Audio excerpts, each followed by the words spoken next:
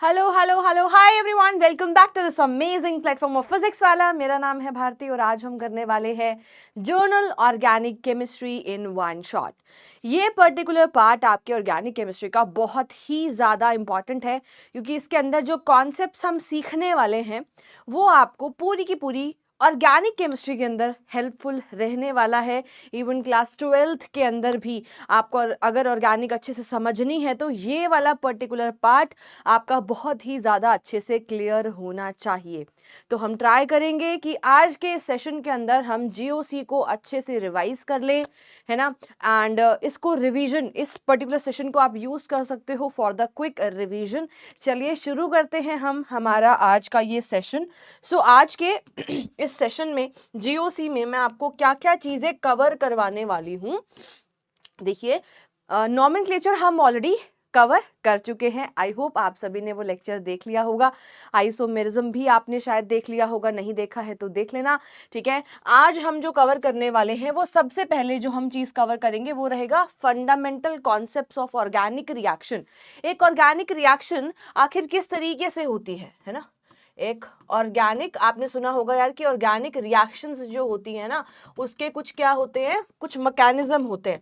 तो वो मैकेनिज्म किस चीज को फॉलो करते हैं, किस तरीके से कोई ऑर्गेनिक रिएक्शन आगे फर्दर मूव करती है, वो हम सबसे पहले यहाँ पर समझने वाले हैं ऑर्गेनिक रिएक्शन के अंदर, ठीक है। मैकेनिज्म को हम समझेंगे, क्लियर। उसके बाद मैं आपको यहाँ पर आपको करवाने वाली हूँ इलेक्ट्रॉनिक डिस्प्लेसमेंट्स। इससे पहले इलेक्ट्रॉनिक, सबसे पहले हम क्या करेंगे यहाँ पर, है ना, इलेक्ट्रॉनिक डिस्प्लेसमेंट। कौन कौन से होते हैं आपने नाम सुना होगा, inductive effect, electromeric effect, resonance effect, है ना, एटसेट्रा एटसेट्रा। ये सारी चीजें हम यहाँ पर डिस्कस करने वाले हैं। इससे पहले मैं आपको यहाँ पर न्यूक्लियोफाइल एंड इलेक्ट्रोफाइल के बारे में भी थोड़ा सा समझाने वाली हूँ कि ये इलेक्ट्रोफाइल एंड न्यूक्लियोफाइल हमारे पास क्या होते हैं, अटैकिंग रिएजेंट हमारे पास क्या होते हैं, ठीक है। उसके बाद इलेक्ट्रॉनिक डिस्प्लेसमेंट्स, हाइपर कंजुगेशन वगैरह, ये सारी चीजें मैं आपको क्लास में करवाने वाली हूँ आज की क्लास में। उसके बाद हम यहाँ पर थोड़ा सा, है ना, टाइप ऑफ ऑर्गेनिक रिएक्शंस के बारे में, टाइप ऑफ ऑर्गेनिक रिएक्शंस के बारे में भी थोड़ा बहुत मैं यहाँ पर आपको आज की क्लास में आइडिया देने वाली हूँ, ठीक है जी। चलिए अब शुरू करते हैं बिना किसी देरी के। सबसे पहले क्या डिस्कस करेंगे यार, फंडामेंटल कॉन्सेप्ट, जो कि मैंने आपको बताया, है ना, क्या चीज, fundamental concept, fundamental concept of organic reactions, ठीक है जी।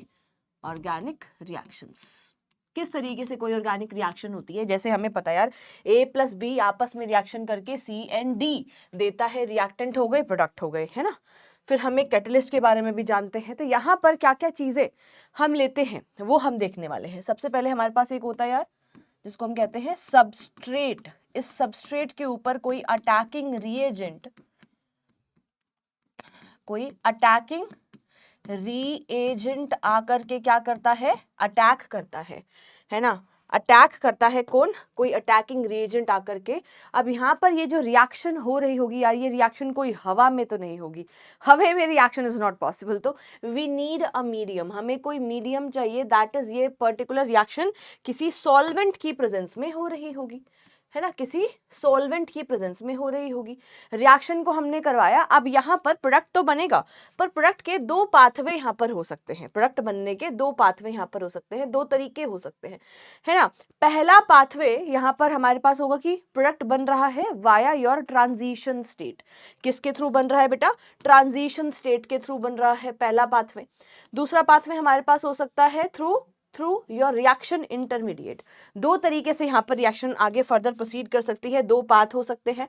पहला पाथवे मैंने आपको क्या बताया बेटा जी, हमारा ट्रांजिशन स्टेट, ठीक है, ट्रांजिशन स्टेट यहां पर बन सकती है।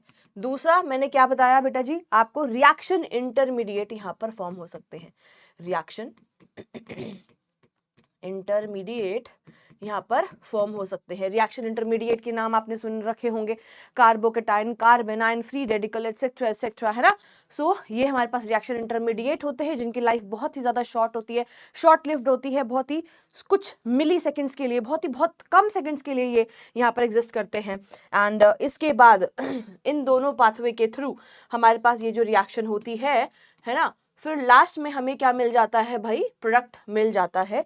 इन दोनों पाथवे से कोई भी पाथवे यहाँ पर फॉलो हो सकता है, या तो रिएक्शन इंटरमीडिएट या तो ट्रांजिशन स्टेट, इन दोनों से हमें मिलती सेम चीज है, दैट इज आवर प्रोडक्ट। क्या मिल जाता है, प्रोडक्ट मिलता है। प्रोडक्ट के साथ कई बार ऐसी चीज भी बनती है जिसकी यील्ड काफी कम होती है, जिसको हम साइड प्रोडक्ट कह देते हैं। क्या बोल देते हैं, साइड, क्या बोल देते हैं बच्चा, साइड प्रोडक्ट कह देते हैं। अब एक एक करके मुझे सारी चीजें आपको यहाँ पर समझानी है। ओवरऑल इस तरीके से कोई भी आपकी ऑर्गेनिक रिएक्शन हो रही होती है। सबसे पहले बात करते हैं यार सबस्ट्रेट की। तो सबस्ट्रेट मेरे पास क्या होगा, एक ऐसा सब्सटेंस जिसके ऊपर कोई अटैकिंग रिएजेंट आकर के अटैक कर रहा है। ठीक है, अब ये आपका सबस्ट्रेट कोई अल्कोहल भी हो सकता है, एल्डिहाइड कीटोन भी हो सकता है, राइट। अब ये अटैकिंग रिएजेंट दो तरीके के होते हैं जो हमको यहाँ पर पढ़ने हैं। एक अटैकिंग रिएजेंट हमारे पास होता है जिसको हम कहते हैं न्यूक्लियोफाइल। क्या कहते हैं, न्यूक्लियोफाइल। दूसरा वाला होता है जिसको हम क्या बोलते हैं बेटा जी, इलेक्ट्रोफाइल। एक को न्यूक्लियोफाइल कहते हैं, एक को इलेक्ट्रोफाइल कहते हैं। अब इसके नाम, ये जो शब्द लिखा हुआ है न्यूक्लियोफाइल या फिर इलेक्ट्रोफाइल, इसका अगर मैं आपको संधि विच्छेद करवाऊं, यानी कि शब्द को तोड़ करके इसका मतलब बताऊं, न्यूक्लियो प्लस में फाइल, फाइल का मतलब होता है लविंग, न्यूक्लियो मतलब positive charge loving, right. Electrophile मतलब इलेक्ट्रॉन लविंग, यानी कि नेगेटिवली चार्ज लविंग जो होता है स्पीसीज, उसको हम क्या बोलते हैं, इलेक्ट्रॉन, उसको क्या बोलते हैं, इलेक्ट्रोफाइल कहते हैं। अब क्वेश्चन को करते टाइम जब भी हम अटैक करा रहे होंगे, ये तो ठीक है, इसका मतलब तो आप निकाल लेंगे, पर हमारे दिमाग में क्या आना चाहिए वो मैं आपको बताती हूँ। न्यूक्लियोफाइल को समझो यार, न्यूक्लियोफाइल हमारा क्या है, अंबानी है। ठीक है, अंबानी जी के पास बहुत पैसा है ना, समझ रहे हो ना। तो यहाँ पर भाई न्यूक्लियोफाइल के पास भी खूब पैसा है। अब ये जो हमारे पास केमिस्ट्री के अंदर पैसा वैसा थोड़ी ना होता है यार, पैसा जो हमारे पास ये जो एटम्स है इनका पैसा क्या है, इलेक्ट्रॉन्स ही तो हैं। ठीक है, यानी कि ये जो न्यूक्लियोफाइल होते हैं they are electron rich species. ये बहुत खूब पैसा है इनके पास, यानी खूब इनके पास क्या है, इलेक्ट्रॉन्स प्रेजेंट है, दैट इज ये क्या होते हैं, इलेक्ट्रॉन रिच होते हैं। अब जो रिच है बंदा यार, वही तो डोनेट कर पाएगा ना, है ना। आप जिसके पास पहले से ही कमी है यार, तुम्हारे पास 2 रोटी है ना, तुम्हें खुद भूख लग रही है, तुम दोनों रोटी दान कर दोगे क्या, हाँ, पहले खुद का तो खुद तो खाओगे ना, समझ रहे हो ना ये वाली चीज। तो भाई न्यूक्लियोफाइल क्या होते हैं, जो हमारे पास इलेक्ट्रॉन रिच स्पीसीज होती हैं, जो कि क्या करेंगे, दे विल डोनेट इलेक्ट्रॉन। ये क्या करते हैं, डोनेट करते हैं बेटा जी, किसको, इलेक्ट्रॉन्स को। क्लियर हुई बात। और वहीं पे इलेक्ट्रोफाइल क्या होते हैं, electrophiles are electron deficient species. इनके पास क्या होती है, इनके पास क्या होती है, इलेक्ट्रॉन्स की कमी होती है, बहुत ही कमी होती है इनके पास इलेक्ट्रॉन्स की। यानी कि ये क्या करते हैं, दे विल एक्सेप्ट इलेक्ट्रॉन्स, इनके पास इलेक्ट्रॉन्स की कमी है तो ये क्या करेंगे, इलेक्ट्रॉन एक्सेप्टर। ये क्या होंगे, इलेक्ट्रॉन एक्सेप्टर होंगे। इसी तरीके से आपको न्यूक्लियोफाइल एंड इलेक्ट्रोफाइल को याद रखना है। जब भी आप क्वेश्चन को सॉल्व करेंगे आपको ये बात पता होगी, तो आप झट से क्वेश्चन को सॉल्व कर पाएंगे। अब मैंने बोला यार अटैकिंग रिएजेंट ने, है ना, सबस्ट्रेट के ऊपर क्या कर दिया, अटैक कर दिया। ये जो पूरा प्रोसेस हो रहा होगा अटैक करने का, ये हवा में नहीं हो सकता है, we need a medium, right. तो वो मीडियम जिसको मैं क्या बोल रही हूँ, सॉल्वेंट। ये सॉल्वेंट भी 2 तरीके का आपके पास होता है ना। एक हमारे पास होता है यार पोलर सॉल्वेंट, है ना, और दूसरा हमारे पास होता है non polar solvent. Non polar solvent को हम हमारा ऑर्गेनिक सॉल्वेंट भी कहते हैं। पोलर सॉल्वेंट जहां पर पोलैरिटी प्रेजेंट होती है। तो पोलर सॉल्वेंट का सबसे बढ़िया एग्जाम्पल जो हमारे दिमाग में चमकता है वो क्या है, वाटर। वाटर हमारा एक यूनिवर्सल सॉल्वेंट भी है और एक पोलर सॉल्वेंट भी है, वहां पर चार्ज सेपरेशन होता है। ट्रांजिशन स्टेट भी, है ना, वो एक बीच की स्टेट होती है जहां पर, है ना, बहुत ही ये भी काफी शॉर्ट लिव्ड होती है, बहुत कम समय के लिए यहाँ पर बनती है ये वाली स्टेट। अब आगे सॉल्वेंट के प्रेजेंस में रिएक्शन हुई, ये 2 पाथवे हो सकते हैं, या तो ये ऊपर वाला या नीचे वाला। रिएक्शन इंटरमीडिएट की अगर मैं बात करती हूँ तो हमें बेसिकली, है ना, वैसे तो और भी बहुत सारे होते हैं, कार्बीन होता है और भी बहुत सारे होते हैं, पर बेसिकली हमें 3 ही तरीके के क्या पढ़ने हैं, रिएक्शन इंटरमीडिएट देखने हैं, जिनकी स्टेबिलिटी के बारे में हमें चर्चा करनी है। तो भाई रिएक्शन इंटरमीडिएट में एक हमको पढ़ना है कार्बोकेटायन, ठीक है, एक हमारे पास होता है बेटा जी कार्ब एनायन, एक हमारे पास होता है बेटा जी फ्री रेडिकल। अब आप आगे, जब मैं आपको है ना, हाइड्रोकार्बन चैप्टर पढ़ाऊंगी, तो वहां पर हम बातें भी करेंगे कि भाई यहाँ पर ये पर्टिकुलर रिएक्शन तो है फ्री रेडिकल मैकेनिज्म से गई है, यानी कि कहने का मतलब ये है कि यहाँ पर फ्री रेडिकल का फॉर्मेशन हो रहा है। कोई रिएक्शन में हम बोलेंगे यार ये कि यहाँ पर तो कार्बोकेटाइन बना है, कार्बोकेटाइन रीअरेंजमेंट यहाँ पर हुआ है, ठीक है। तो यहाँ पर कार्बोकेटाइन मतलब जब कार्बन के ऊपर पॉजिटिव चार्ज आ जाएगा तो उसको हम कार्बोकेटाइन कहते हैं। कार्बनाइन मतलब जब कार्बन के ऊपर नेगेटिव चार्ज आ जाए तो उसको कार्बनायन कहते हैं। अब ये चार्ज्ड स्पीसीज है, ये बहुत ही कम समय के लिए एग्जिस्ट करती हैं, ठीक है। फिर हमारे पास फ्री रेडिकल है, तो फ्री रेडिकल कैसे बनता है यार, फ्री रेडिकल बनता है कुछ इस तरीके से, और इनके पास क्या होता है, ऑड इलेक्ट्रॉन होता है ना, क्या होता है, ऑड इलेक्ट्रॉन स्पीसीज यहाँ पर होती है। ये मैंने क्या किया है अभी एरो के साथ एक एक सिंगल डॉट क्या लगा दी, अभी हम सीखेंगे जब मैं आपको पढ़ाऊंगी यहाँ पर कि व्हाट इज बॉन्ड फ्यूजन, ठीक है। आइए शुरू करते हैं, bond cleavage, bond fusion. Organic compounds जो हमारे पास होते हैं, है ना, वहां पर कोवलेंट बॉन्ड प्रेजेंट है। अब उस कोवलेंट बॉन्ड को हम दो तरीके से तोड़ सकते हैं, या तो उस बॉन्ड को मैं होमोलिटिकली क्लीव करूंगी या तो हेट्रोलिटिकली क्लीव करूंगी। नाम से ही समझ में आ रहा है ना। सबसे पहले यहाँ पर डिस्कशन किया गया है बॉन्ड फ्यूजन बॉन्ड क्लीवेज के अंदर, organic compounds are covalent compounds and having single और मल्टीपल बॉन्ड यहाँ पर प्रेजेंट होते हैं between the carbon atom. Most of the organic reaction involves fusion, that is breaking of bond. आपको bond तो तोड़ना पड़ेगा ना, उसके ऊपर अगर आपको किसी दूसरे मॉलिक्यूल का एडिशन कराना है या कुछ भी कराना है तो बॉन्ड तोड़ना पड़ेगा, है ना। So fusion of a covalent bond में takes place in either of the following two ways. पहला तरीका हमारे पास है होमोलिटिक फ्यूजन। होमो का मतलब है यार, है ना, कि जब आपके पास बॉन्ड को तोड़ने के बाद हम क्या करते हैं, दोनों कंबाइनिंग एटम्स को एक एक इलेक्ट्रॉन अपना अपना बांट देंगे, इक्वल डिस्ट्रीब्यूशन ऑफ इलेक्ट्रॉन कर देंगे, तो उसको हम होमोलिटिक क्लीवेज और होमोलिटिक फ्यूजन कहते हैं। कहने का मतलब क्या है, यहाँ पर मान लीजिए मेरे पास ए और यहाँ पर ए, दूसरा भी ए मैंने क्यों ले लिया, ये शो करने के लिए दोनों अगर मेरे पास एटम सेम है तो इनके बीच में इलेक्ट्रॉन नेगेटिविटी का गैप जो है ना के बराबर होगा, इलेक्ट्रोनेगेटिविटी का डिफरेंस नहीं है, तो यहाँ पर एक सिंगल बॉन्ड यानी कि वन पेयर ऑफ इलेक्ट्रॉन है, यानी कि इस एक बॉन्ड के अंदर दो इलेक्ट्रॉन्स है। अब मैं इसको अगर होमोलिटिकली क्लीव करूंगी तो सबसे पहले तो हम इसको इस तरीके से दिखाते हैं, इस एरो को कंप्लीट एरो नहीं बनाते, फिशर हेड एरो इसको हम बोलते हैं। इस तरीके से हमने तोड़ा तो ये वाला जो इलेक्ट्रॉन था, है ना, वो इस ए के ऊपर चला गया एक सिंगल इलेक्ट्रॉन, और दूसरे वाला इलेक्ट्रॉन दूसरे वाले ए के ऊपर चला गया। अब यहाँ पर पेयर में नहीं है इलेक्ट्रॉन, यहाँ पर ऑड इलेक्ट्रॉन है, पेयर नहीं है, तो इन्हीं ऑड इलेक्ट्रॉन्स को, ये जो ऑड इलेक्ट्रॉन्स यहाँ पर बने हैं, है ना, आफ्टर होमोलिटिक क्लीवेज, इनको क्या बोला जाता है, फ्री रेडिकल कहा जाता है। इनको क्या बोला जाता है बेटा जी, फ्री रेडिकल कहा जाता है। अब बहुत बार ऐसा भी होता है कि हर बार ये ऐसा नहीं होगा कि आपके पास अगर दो सिमिलर एटम्स के बीच में, सेम एटम्स के बीच में, सिमिलर नहीं सेम एटम्स के बीच में अगर बॉन्ड है तभी होमोलिटिक क्लीवेज होगा, नहीं।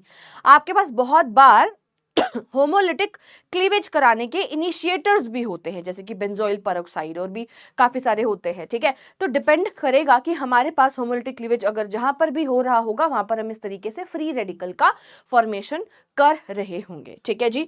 होमो मतलब सेम, यानी कि इक्वल इक्वल इलेक्ट्रॉन्स दोनों कंबाइनिंग एटम्स के ऊपर हमने भेज दिया है। देखिए, when a covalent bond breaks up in such a way that each atom forming the covalent bond takes away one electron of the shared pair, the cleavage of bond is called the homolytic cleavage. अब यहाँ पर हम कह सकते हैं इस homolytic cleavage को कि यहाँ पे one electron displacement हो रहा है। यहाँ पर क्या हो रहा है बेटा जी, आपका one electron डिस्प्लेसमेंट हो रहा है। वेरी सिंपल, आप इस चीज को ध्यान रखेंगे। इसके बाद हमारे पास नेक्स्ट आता है होमोलिटिक के बाद हमें हेट्रोलिटिक की बातें करनी है, पर थोड़ी सी और बातें यहाँ पर होमोलिटिक की कर लेते हैं। The homolytic fusion of covalent bond leads to the formation of atom और group of atom having unpaired electron. इसकी बात मैं ऑलरेडी कर चुकी हूँ, अनपेयर्ड इलेक्ट्रॉन का फॉर्मेशन होता है। द एटम और group of atoms containing an unpaired electron formed by homolytic fusion of the covalent bond termed as free radical. इसको हम क्या बोलते हैं, फ्री रेडिकल का नाम देते हैं। हैं, और ये फ्री रेडिकल है ना, हाई टेम्परेचर, जब हाई टेम्परेचर की कंडीशन हम दे दे, है ना, सनलाइट हम दे दे, कोई यूवी रेडिएशन हम दे दे, तब उस टाइम पर ये होता है। Favoured by ultraviolet radiation, high temperature and presence of peroxide. ठीक है, जैसे मैंने बोला आपको बेंजोइल पर ऑक्साइड, राइट, ये क्या होते हैं, इनिशिएटर्स होते हैं, है ना, किसके, होमोलिटिक क्लीवेज के। ये लास्ट वाले पॉइंट को आप, है ना, ध्यान रखेंगे, थोड़ा सा ये इंपॉर्टेंट है, ये आपको पता होना चाहिए। क्लियर है। इसी के साथ अब हम आगे मूव करते हैं। नेक्स्ट हमारे पास आता है ना, हेटेरोलिटिक क्लीवेज। हेटेरोलिटिक फ्यूजन या हेटेरोलिटिक क्लीवेज के अंदर क्या होता है, जैसे यार मेरे पास ए एंड बी, ये दो तरीके के बॉन्ड हैं। ठीक है, मैं अज्यूम कर लेती हूँ यार केस नंबर 1 के अंदर कि मेरे पास इलेक्ट्रोनेगेटिविटी ए की जो है वो बी से ज्यादा है।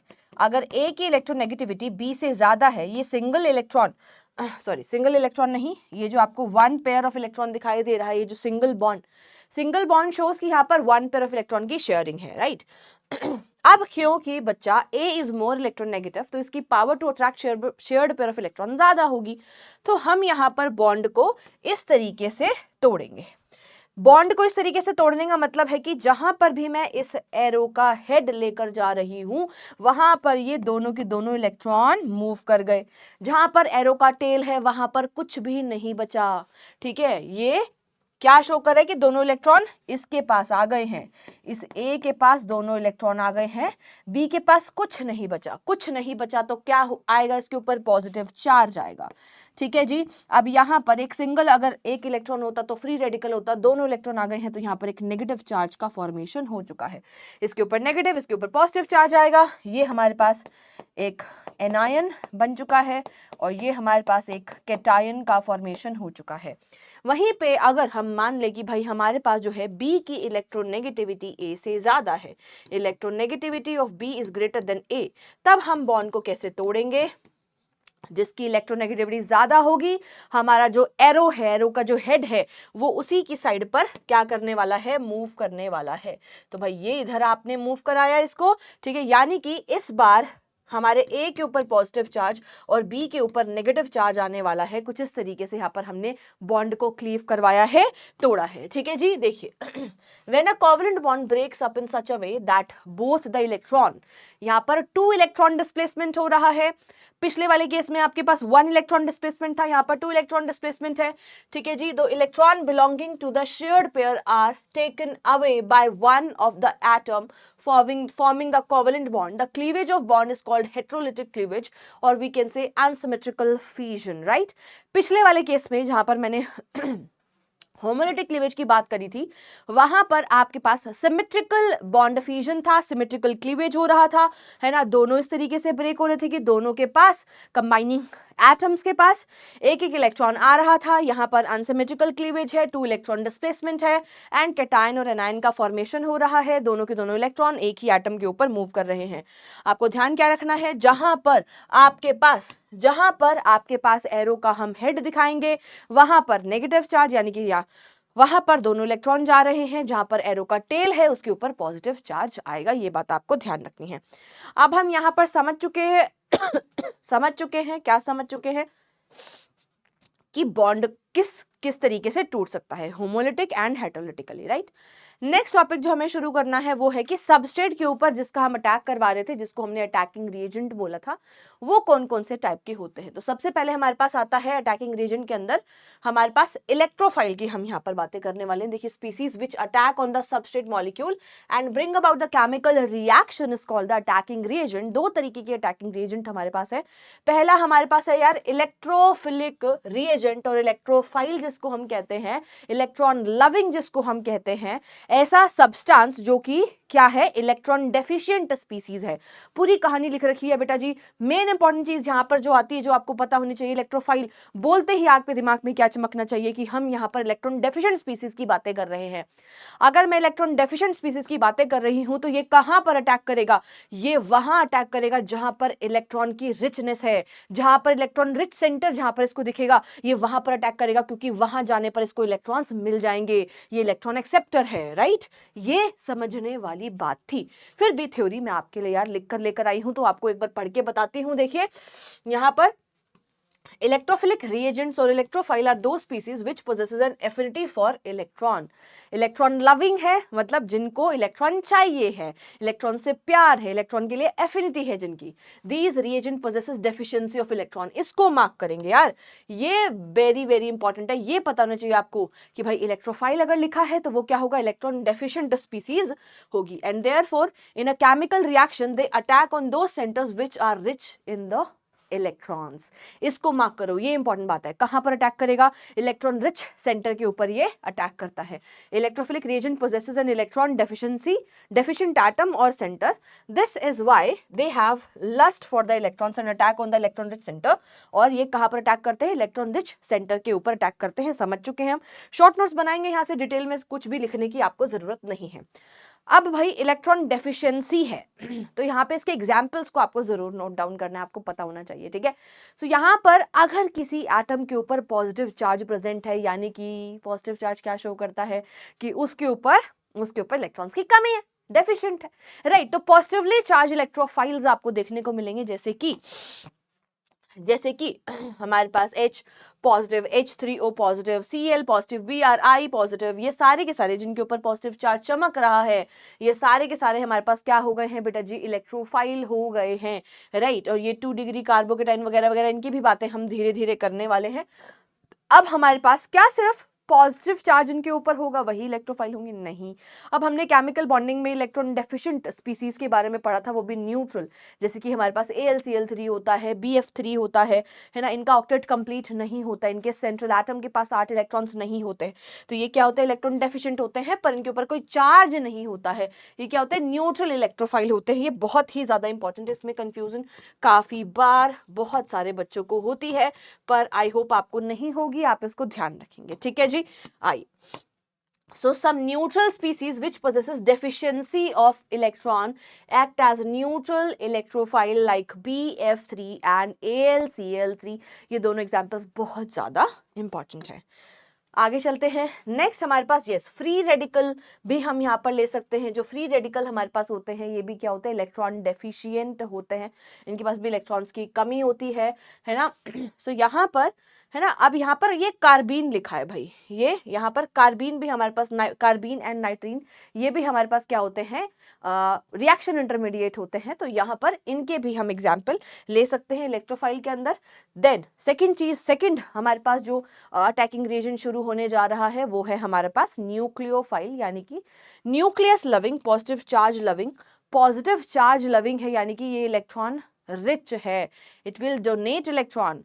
डोनेट कहां पर डोनेट करेगा, ऐसे सेंटर के ऊपर अटैक करेगा, सबस्ट्रेट में ऐसा सेंटर ये ढूंढेगा जहां पर इलेक्ट्रॉन की कमी है, वहां पर जाकर ये अटैक करेगा, क्योंकि इसको अपने इलेक्ट्रॉन दान करने हैं. ठीक है, देखो reagents or nucleophiles are those species which possesses affinity for the positive charge. ठीक है जी. Nucleophile are the electron rich species, mark करेंगे इसको, लिखेंगे and possesses at least one lone pair of the electron. अब भाई लोन पेयर है तो they are readily available for the donation. Lone pair क्या होते हैं, है ना, जो कि बॉन्डिंग में पार्टिसिपेट नहीं कर रहे हैं, अवेलेबल है डोनेशन के लिए. Therefore in a chemical reaction they attack at those centre which are deficient in the electrons. ये इंपॉर्टेंट दो बातें यहाँ पर आपको इंपॉर्टेंट ध्यान रखनी है. तीसरी बात, इसके एग्जाम्पल्स आपको ध्यान रखने हैं, वो भी बहुत ज्यादा इंपॉर्टेंट है. जैसे कि यहाँ पर देखो नेगेटिवली चार्ज में जिसकी खोपड़े पे पहले से नेगेटिव चार्ज लगा हुआ है, यानी कि उसके पास एक्सेस ऑफ इलेक्ट्रॉन है, एक्स्ट्रा इलेक्ट्रॉन्स है, तो वो क्या कर सकता है, डोनेट कर सकता है.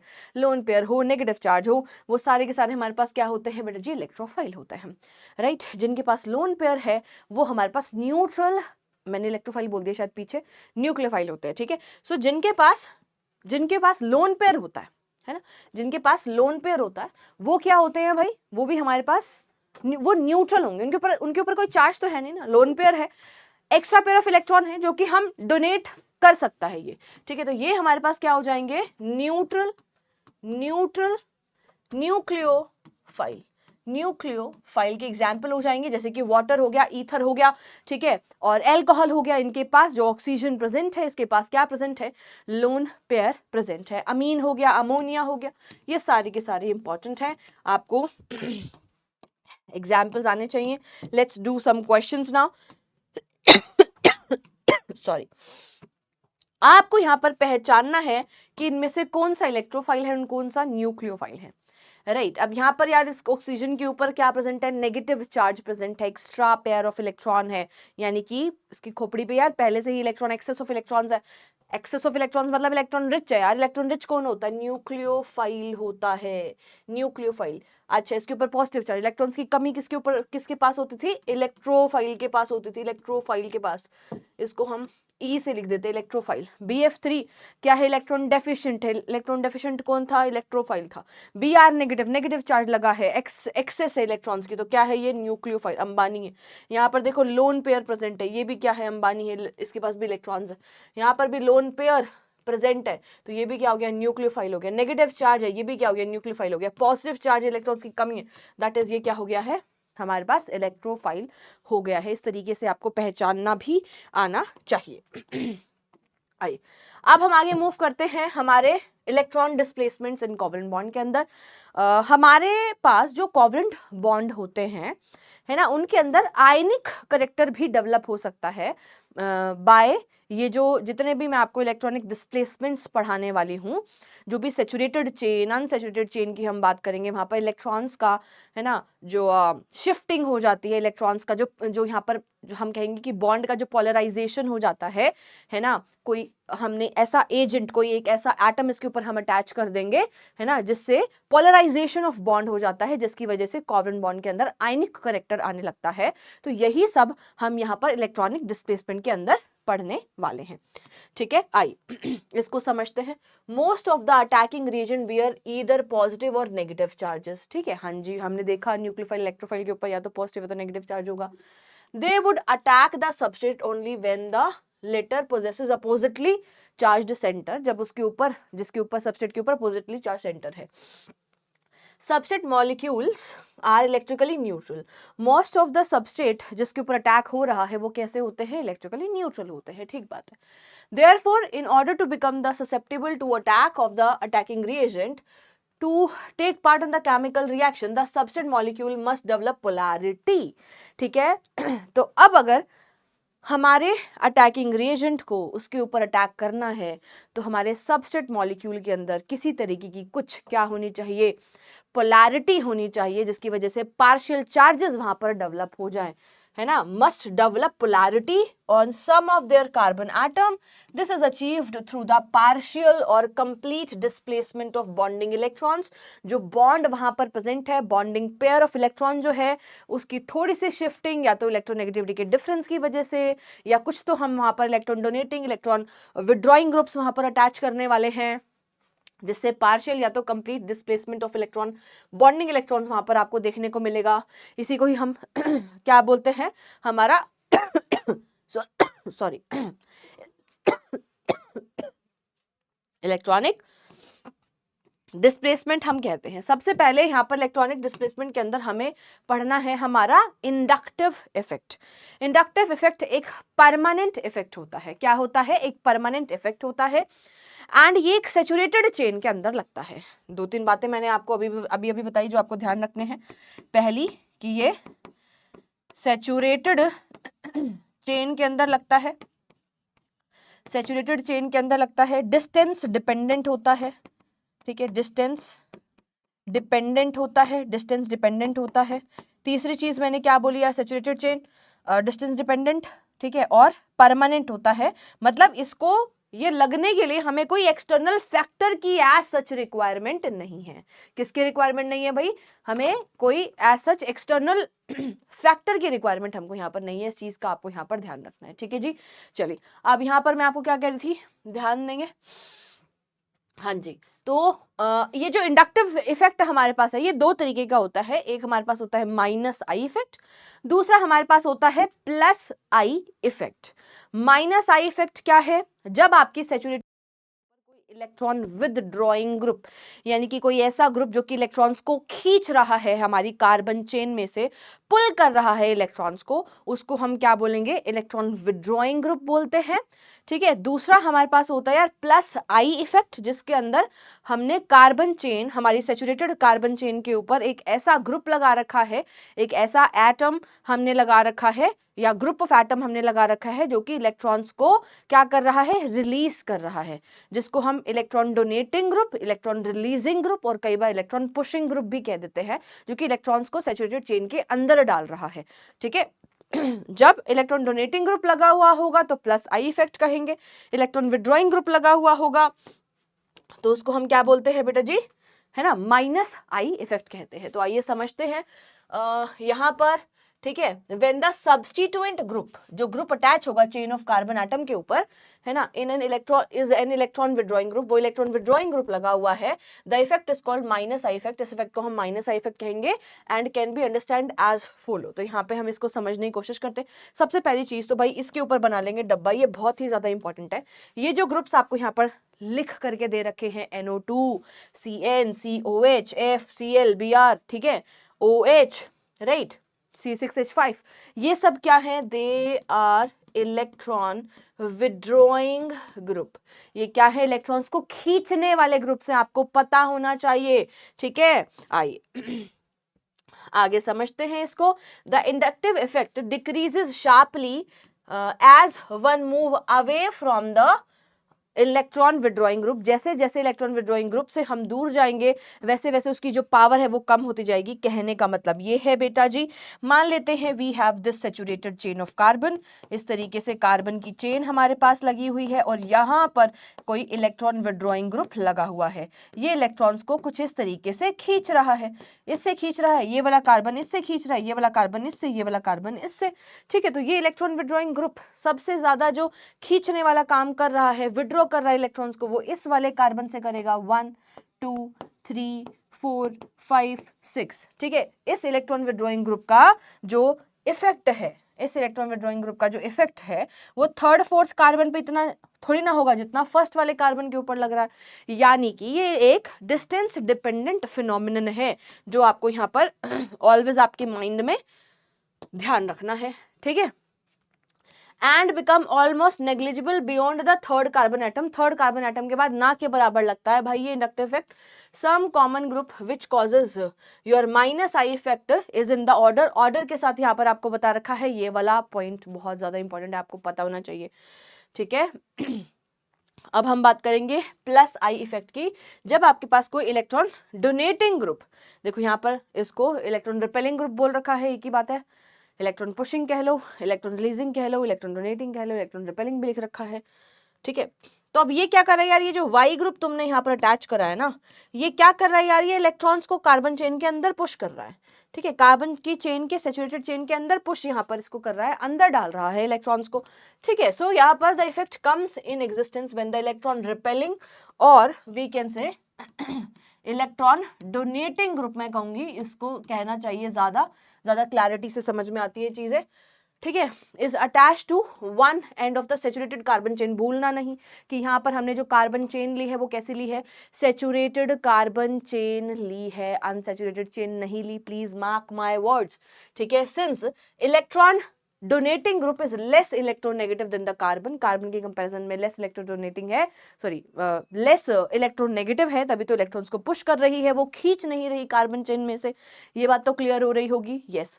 सो due to its electron repelling nature it acquires partial positive charge. बिल्कुल सही बात है भाई, यहाँ पर पार्शियल पॉजिटिव चार्ज आ जाएगा, ये इलेक्ट्रॉन्स को अपने से दूर कर रही है ना, डोनेट कर रही है, पार्शियल पॉजिटिव चार्ज आ गया। While the first carbon of the chain develops partial negative charge, ये बात भी ठीक है, जिस कार्बन की तरफ इलेक्ट्रॉन जा रहा है वहां पर partial negative charge. The partial negative charge of carbon number 1 repel sigma electrons of C1C2 bond, ये फर्दर अंदर पुश करेगा। इसी वजह से यहाँ पर आपको क्या दिखा रखा है ना, यहाँ पर भी नेगेटिव पार्शियल नेगेटिव चार्ज, मतलब यहाँ पर थोड़ा थोड़ा इफेक्ट जो है वो कम होता चला जा रहा है, क्योंकि ये डिस्टेंस डिपेंडेंट फिनोमिनन हमारे पास होता है। ठीक है, अब यहाँ पर जितने भी जहां पर भी आपके पास नेगेटिव चार्ज आपको दिखाई देगा, है ना, वो इलेक्ट्रॉन्स को पुश करेंगे। कहीं पर अगर लोन पेयर प्रेजेंट है तो वो भी इलेक्ट्रॉन को डोनेट कर रहे होंगे, तो वो सारे इलेक्ट्रॉन डोनेटिंग ग्रुप की तरह यहाँ पर काम करेंगे, यानी कि प्लस आई इफेक्ट को शो करेंगे।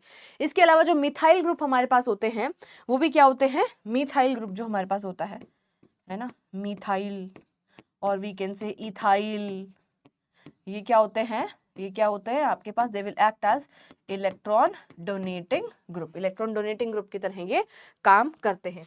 अब ये जो यहाँ पर मेंशन कर रखा है भाई, ये आपको ध्यान रखना है। टर्शियरी ब्यूटाइल का मतलब है कि एक कार्बन है और इसके ऊपर हमने तीन है ना कार्बन हमारे पास यहाँ पर लगे हुए हैं। तो ये मिथाइल ग्रुप यहाँ पर इलेक्ट्रॉन को डाल रहा है, ये यहाँ डाल रहा है और ये यहाँ डाल रहा है। तो इसको ये किसके पास कितने ज्यादा इलेक्ट्रॉन अवेलेबल है फॉर डोनेटिंग, तो ये जो है सबसे ज्यादा प्लस आई इफेक्ट यहाँ पर शो हो रहा है। कहने का मतलब ये है यहाँ पर, ठीक है जी। नेक्स्ट हमारे पास आता है भाई इलेक्ट्रोमेरिक इफेक्ट। इलेक्ट्रोमेरिक इफेक्ट को हम ई इफेक्ट भी कहते हैं। Again electromeric effect like inductive effect दो तरीके का होता है, plus E effect and minus E effect. ये पर्टिकुलर इफेक्ट जिस तरीके से मैंने आपको इंडक्टिव इफेक्ट बताया कि ये परमानेंट इफेक्ट होता है, ये वाला पर्टिकुलर इफेक्ट जो है ये परमानेंट इफेक्ट नहीं होता है। ये इंडक्टिव इफेक्ट आपका टेम्परेरी इफेक्ट होता है, जो कि आउटसाइड कोई रिएजेंट हमने अगर डाला है तब ही ये वाला इफेक्ट लगेगा, नहीं तो नहीं लगेगा। ठीक है, मतलब बाहर से कोई रिएजेंट हमने डाला वो ट्रिगर करता है ना, तभी लगेगा, नहीं तो नहीं लगेगा। ये बात आपको यहाँ पर जरूर से जरूर ध्यान रखनी है। The effect takes place when an attacking reagent attacks a molecule. ये तभी लगता है जब कोई अटैकिंग रिएजेंट अटैक कर रहा होता है। ठीक है, अच्छा अब यहाँ पर दूसरी चीज, कंटेनिंग अ मल्टीपल बॉन्ड, यहाँ पर मल्टीपल बॉन्ड होना चाहिए। इंडक्टिव इफेक्ट के केस में हमने देखा था कि सैचुरेटेड चेन के ऊपर ही लग रहा था। ठीक है, डबल बॉन्ड यहाँ पर ट्रिपल बॉन्ड होना चाहिए। involves the complete transfer of the shared pair of pi electrons of the multiple bond। multiple bond के अंदर जो pi bond present है, एक सिग्मा होगा एक पाई होगा, तो pi bond कि जो इलेक्ट्रॉन्स है उसका कंप्लीट ट्रांसफर हम एक एटम के ऊपर यहाँ पर कर देते हैं। और किसके ऊपर करते हैं, यूजुअली जो ज्यादा इलेक्ट्रोनेगेटिव एटम होता है वहां पर। The effect is purely temporary, ये इफेक्ट बिल्कुल कंप्लीटली टेम्पररी है। As soon as the reagent is removed, जैसे ही हम रिएजेंट को रिमूव करेंगे electron return back to the original position, वापस से ओरिजिनल पोजिशन में आ जाते हैं। अब यहाँ पर इसको हम समझेंगे, देखिए, the complete transfer of shared pair of pi electrons of the multiple bond to the shared atom in presence of an attacking reagent is called electromagnetic effect। इसके डेफिनेशन को यार डब्बे में कर लो बंद, क्योंकि ये इंपॉर्टेंट है। टेम्परेरी इफेक्ट है, कंप्लीट ट्रांसफर हो जाता है किसका, मल्टीपल बॉन्ड अगर वहां पर प्रेजेंट है उसमें से पाई बॉन्ड के इलेक्ट्रॉन जो है कंप्लीटली ट्रांसफर हो जाते हैं जब इसके ऊपर कोई बाहर से अटैकिंग रिएजेंट अटैक कर रहा होता है उस केस में।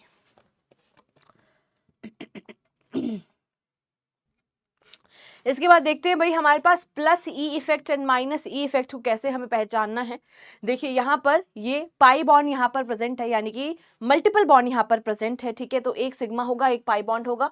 मैंने क्या कहा, यहाँ पर आपके पास जो पाई बॉन्ड के इलेक्ट्रॉन्स होंगे वो कंप्लीटली शिफ्ट करते हैं एक जगह पर, एक एटम के ऊपर। तो मैं यहाँ पर आपको फिर से यहाँ पर बॉन्ड बना करके दिखाती हूँ। देखिए ये जो पाई बॉन्ड है, इस पाई बॉन्ड के जो इलेक्ट्रॉन्स है ये कंप्लीटली यहाँ पर शिफ्ट हो जाएंगे, है ना। और इसके ऊपर कोई अटैकिंग रिएजेंट मान लीजिए H पॉजिटिव आकर के अगर अटैक कर रहा है तो कहां पर अटैक करेगा, मुझे बताओ जरा।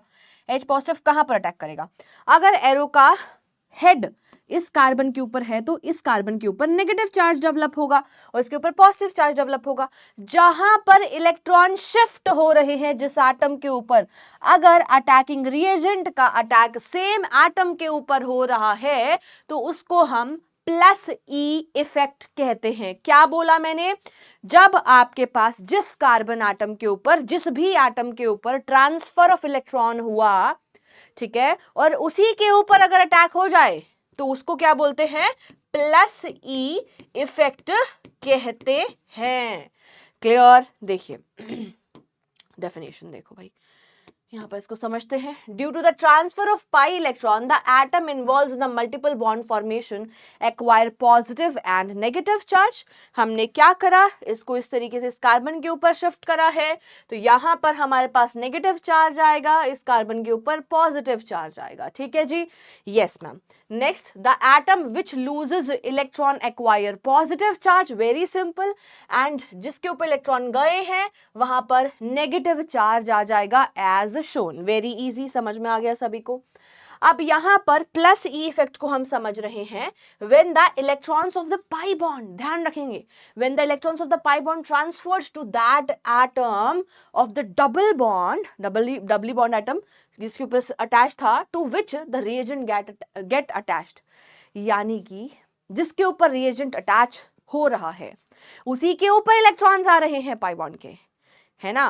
कहने का मतलब क्या है भाई, जब सिंपल सी बात है ना भाई, बॉन्ड को हमने तोड़ा, जिस एटम के ऊपर इलेक्ट्रॉन्स आए बॉन्ड तोड़ने के बाद, उसी के ऊपर जब अटैक हो जाएगा हमारे अटैकिंग रिएजेंट का, यानी कि H पॉजिटिव इसके ऊपर ही आ गया, है ना, H पॉजिटिव इसी के ऊपर आ गया जिसके ऊपर इलेक्ट्रॉन ट्रांसफर हुए थे, उसको हम प्लस ई इफेक्ट कहते हैं। वेरी इजी, ठीक है।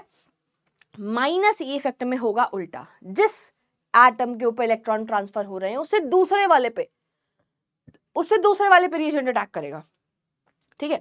अब यहां पर यार C double bond O carbonyl group है ये, ठीक है। अब यहां पर है ना, आपको पता है ऑक्सीजन इज मोर इलेक्ट्रोनेगेटिव, तो ये इलेक्ट्रॉन्स को इस तरीके से हम यहाँ पर शिफ्ट कराएंगे। अब यहाँ पर ये Cn नेगेटिव का अटैक कहाँ कराऊं यार, यहाँ पर तो नेगेटिव चार्ज डेवलप होगा, यहाँ पर पॉजिटिव चार्ज डेवलप होगा, तो ऑब्वियस सी बात है इसको मैं यहाँ पर अटैक कराऊंगी, यानी कि इस बार अटैकिंग रिएजेंट वहां पर अटैक कर रहा है ना, जहां से डिस्प्लेसमेंट ऑफ इलेक्ट्रॉन दूसरी साइड जा रहा है, मतलब इलेक्ट्रॉन्स दूर जा रहे हैं। जिस एटम के ऊपर इलेक्ट्रॉन शिफ्ट हुए वहां पर अटैक नहीं हो रहा, इसको हम क्या बोलते हैं, माइनस ई इफेक्ट कहते हैं। आप Cn को यहां पर जोड़ेंगे, ऑक्सीजन के ऊपर नेगेटिव चार्ज आ जाएगा, वेरी वेरी सिंपल, क्लियर, समझ में आ गया। इसको हम प्लस माइनस ई इफेक्ट कहते हैं। आइए एक बार डेफिनेशन को भी हम समझेंगे। When the electrons of the double bond are transfer to that atom of the double bond to which the attacking reagent is not attached, जिसके ऊपर अटैकिंग रिएजेंट अटैच नहीं है, उस कार्बन एटम के ऊपर जब, या उस कोई जरूरी नहीं कि कार्बन एटम या दूसरा एटम भी हो सकता है, उसके ऊपर अगर शिफ्टिंग हो रही है तो उसको हम क्या बोलते हैं, प्लस ई इफेक्ट कहते हैं। ठीक है जी, समझ में आया सभी को। यार ये रेजोनेंस करने से पहले मैं आपको यहाँ पर समझाना चाहूंगी एप्लीकेशन ऑफ इंडक्टिव इफेक्ट। एक बार application of inductive effect important है, ये और डाल लीजिए, एप्लीकेशन ऑफ इंडक्टिव इफेक्ट।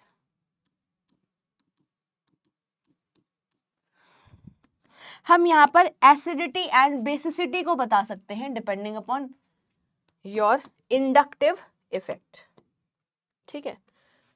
पहला मैं डालती हूँ यार यहाँ पर एसिडिटी, कोई सब्सटेंस कितना ज्यादा एसिडिक है ये बताने के लिए। जो हमारी एसिडिटी है वो डायरेक्टली प्रोपोर्शनल है माइनस आई इफेक्ट के, और इनवर्सली प्रोपोर्शनल है प्लस आई इफेक्ट के।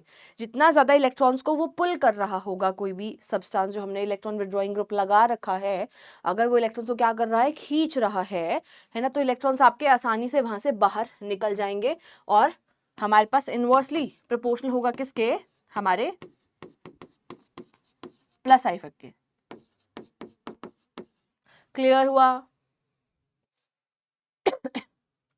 बेसिक करेक्टर और we can say basic strength.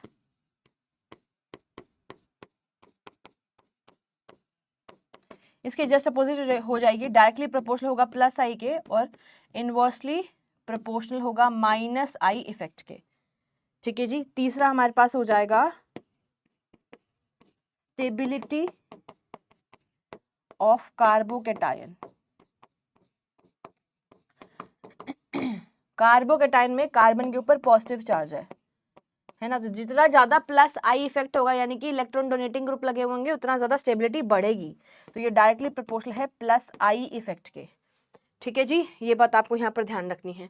अब यहाँ पर एसिडिटी वाली बात शायद थोड़ी सी कम समझ में आई हो, तो मैं दोबारा से आपको यहाँ पर एक बार समझाती हूँ, ध्यान से देखेंगे इस चीज को, है ना भाई। एसिडिक करेक्टर, हाइड्रोजन आसानी से जहां पर H पॉजिटिव की फॉर्म में निकल जाएगा, वो एसिडिक, राइट। इस वाले कार्बन के ऊपर मान लेते हैं यार 3 फ्लोरीन मेरे पास अटैच है, ठीक है, एंड दे आर इलेक्ट्रोनेगेटिव, ये इलेक्ट्रॉन्स को खींचेंगे, राइट। अब यहाँ पर यार मुझको यहाँ से हाइड्रोजन H पॉजिटिव की फॉर्म में बाहर निकालना है, यानी कि यहाँ से इलेक्ट्रॉन खींचे, यहाँ से खींच कौन रहा है, ये फ्लोरीन खींच रहा है, ये फ्लोरीन, तीन तीन फ्लोरीन लगे हुए हैं, तो ये कार्बन इस वाले कार्बन से खींचेगा, ये इससे खींचेगा, ये फर्दर इससे खींचेगा, जिसकी वजह से यहाँ पर ये बॉन्ड का क्लीवेज हो जाएगा और मेरे पास यहाँ पर क्या बाहर निकल सकता है, यहाँ से हाइड्रोजन H पॉजिटिव की फॉर्म में निकल सकता है, यानी कि ये एसिडिक हो सकता है, क्योंकि यहाँ से इजीली H पॉजिटिव बाहर निकलेगा। जब भी कोई मेरे पास क्या लगा हुआ होगा, माइनस आई इफेक्ट कब लगेगा इलेक्ट्रॉन खींचने की पावर, यानी कि कोई इलेक्ट्रॉन विड्रॉइंग ग्रुप लगा हुआ होगा,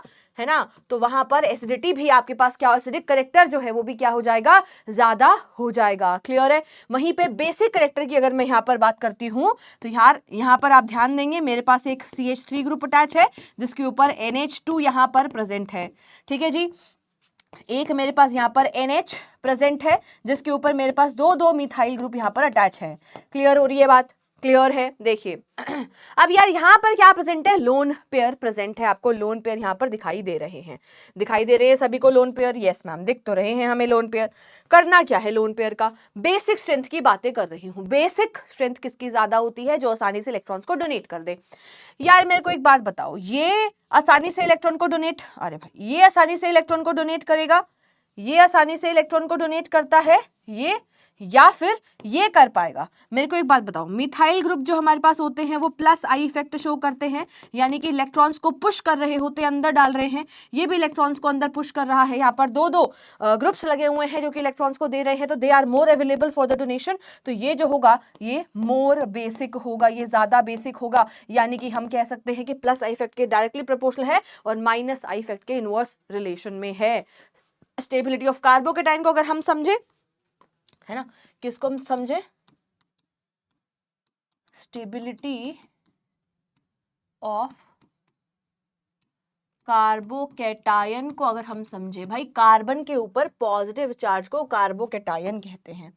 ठीक है, मान लीजिए यार ये यहाँ पर एक मीथाइल ग्रुप प्रेजेंट है CH3, यहाँ पर भी एक मीथाइल प्रेजेंट है और यहाँ पर भी एक मीथाइल ग्रुप प्रेजेंट है।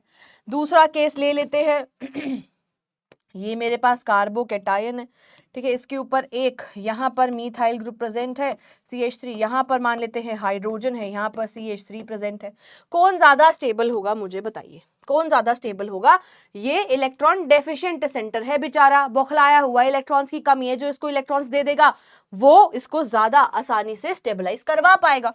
ठीक है अब ये यहाँ पर यार इलेक्ट्रॉन्स को दे रहा है, ये भी इलेक्ट्रॉन्स को दे रहा है, ये भी इलेक्ट्रॉन्स को दे रहा है, तो ये हमारे पास 3 डिग्री कार्बोकेटायन है। क्या है? 3 डिग्री कार्बोकेटायन है। क्लियर हो रही है बात? तो 3 डिग्री कार्बोकेटायन है। ये क्या है यार, दो कार्बन एटम के साथ अटैच है, तो ये हमारे पास क्या हो गया है, this is your 2 degree carbocation. Clear है जी? सो यहाँ पर यार दो है देने वाले, यहाँ पर 3 है देने वाले, तो यहाँ पर ज्यादा स्टेबल कौन हो जाएगा, जहां पर ज्यादा प्लस आई इफेक्ट लग रहा है। यहाँ पर भाई 3 बार प्लस आई इफेक्ट देखने को मिल रहा है, यहाँ पर सिर्फ 2 बार प्लस आई इफेक्ट देखने को मिल रहा है। तो भाई तभी मैंने बोला आपको कि हमारे पास जो बेसिक करेक्टर है, जो बेसिक हम कह सकते हैं स्ट्रेंथ है ना, जो बेसिक स्ट्रेंथ है वो डायरेक्टली प्रोपोर्शनल है प्लस आई इफेक्ट के। अरे भाई बेसिक स्ट्रेंथ की बात थोड़ी हो रही है यहाँ पे, स्टेबिलिटी की यहाँ पर बात हो रही है ना, स्टेबिलिटी की बातें हो रही हैं। तो स्टेबिलिटी ऑफ कार्बोकेटाइन की यहाँ पर बातें हो रही हैं, तो जितना ज्यादा प्लस आई इफेक्ट होगा, है ना, उतना ज्यादा यहाँ पर स्टेबिलिटी आएगी। आई होप आपको क्लियर है। अब हम आगे मूव करेंगे।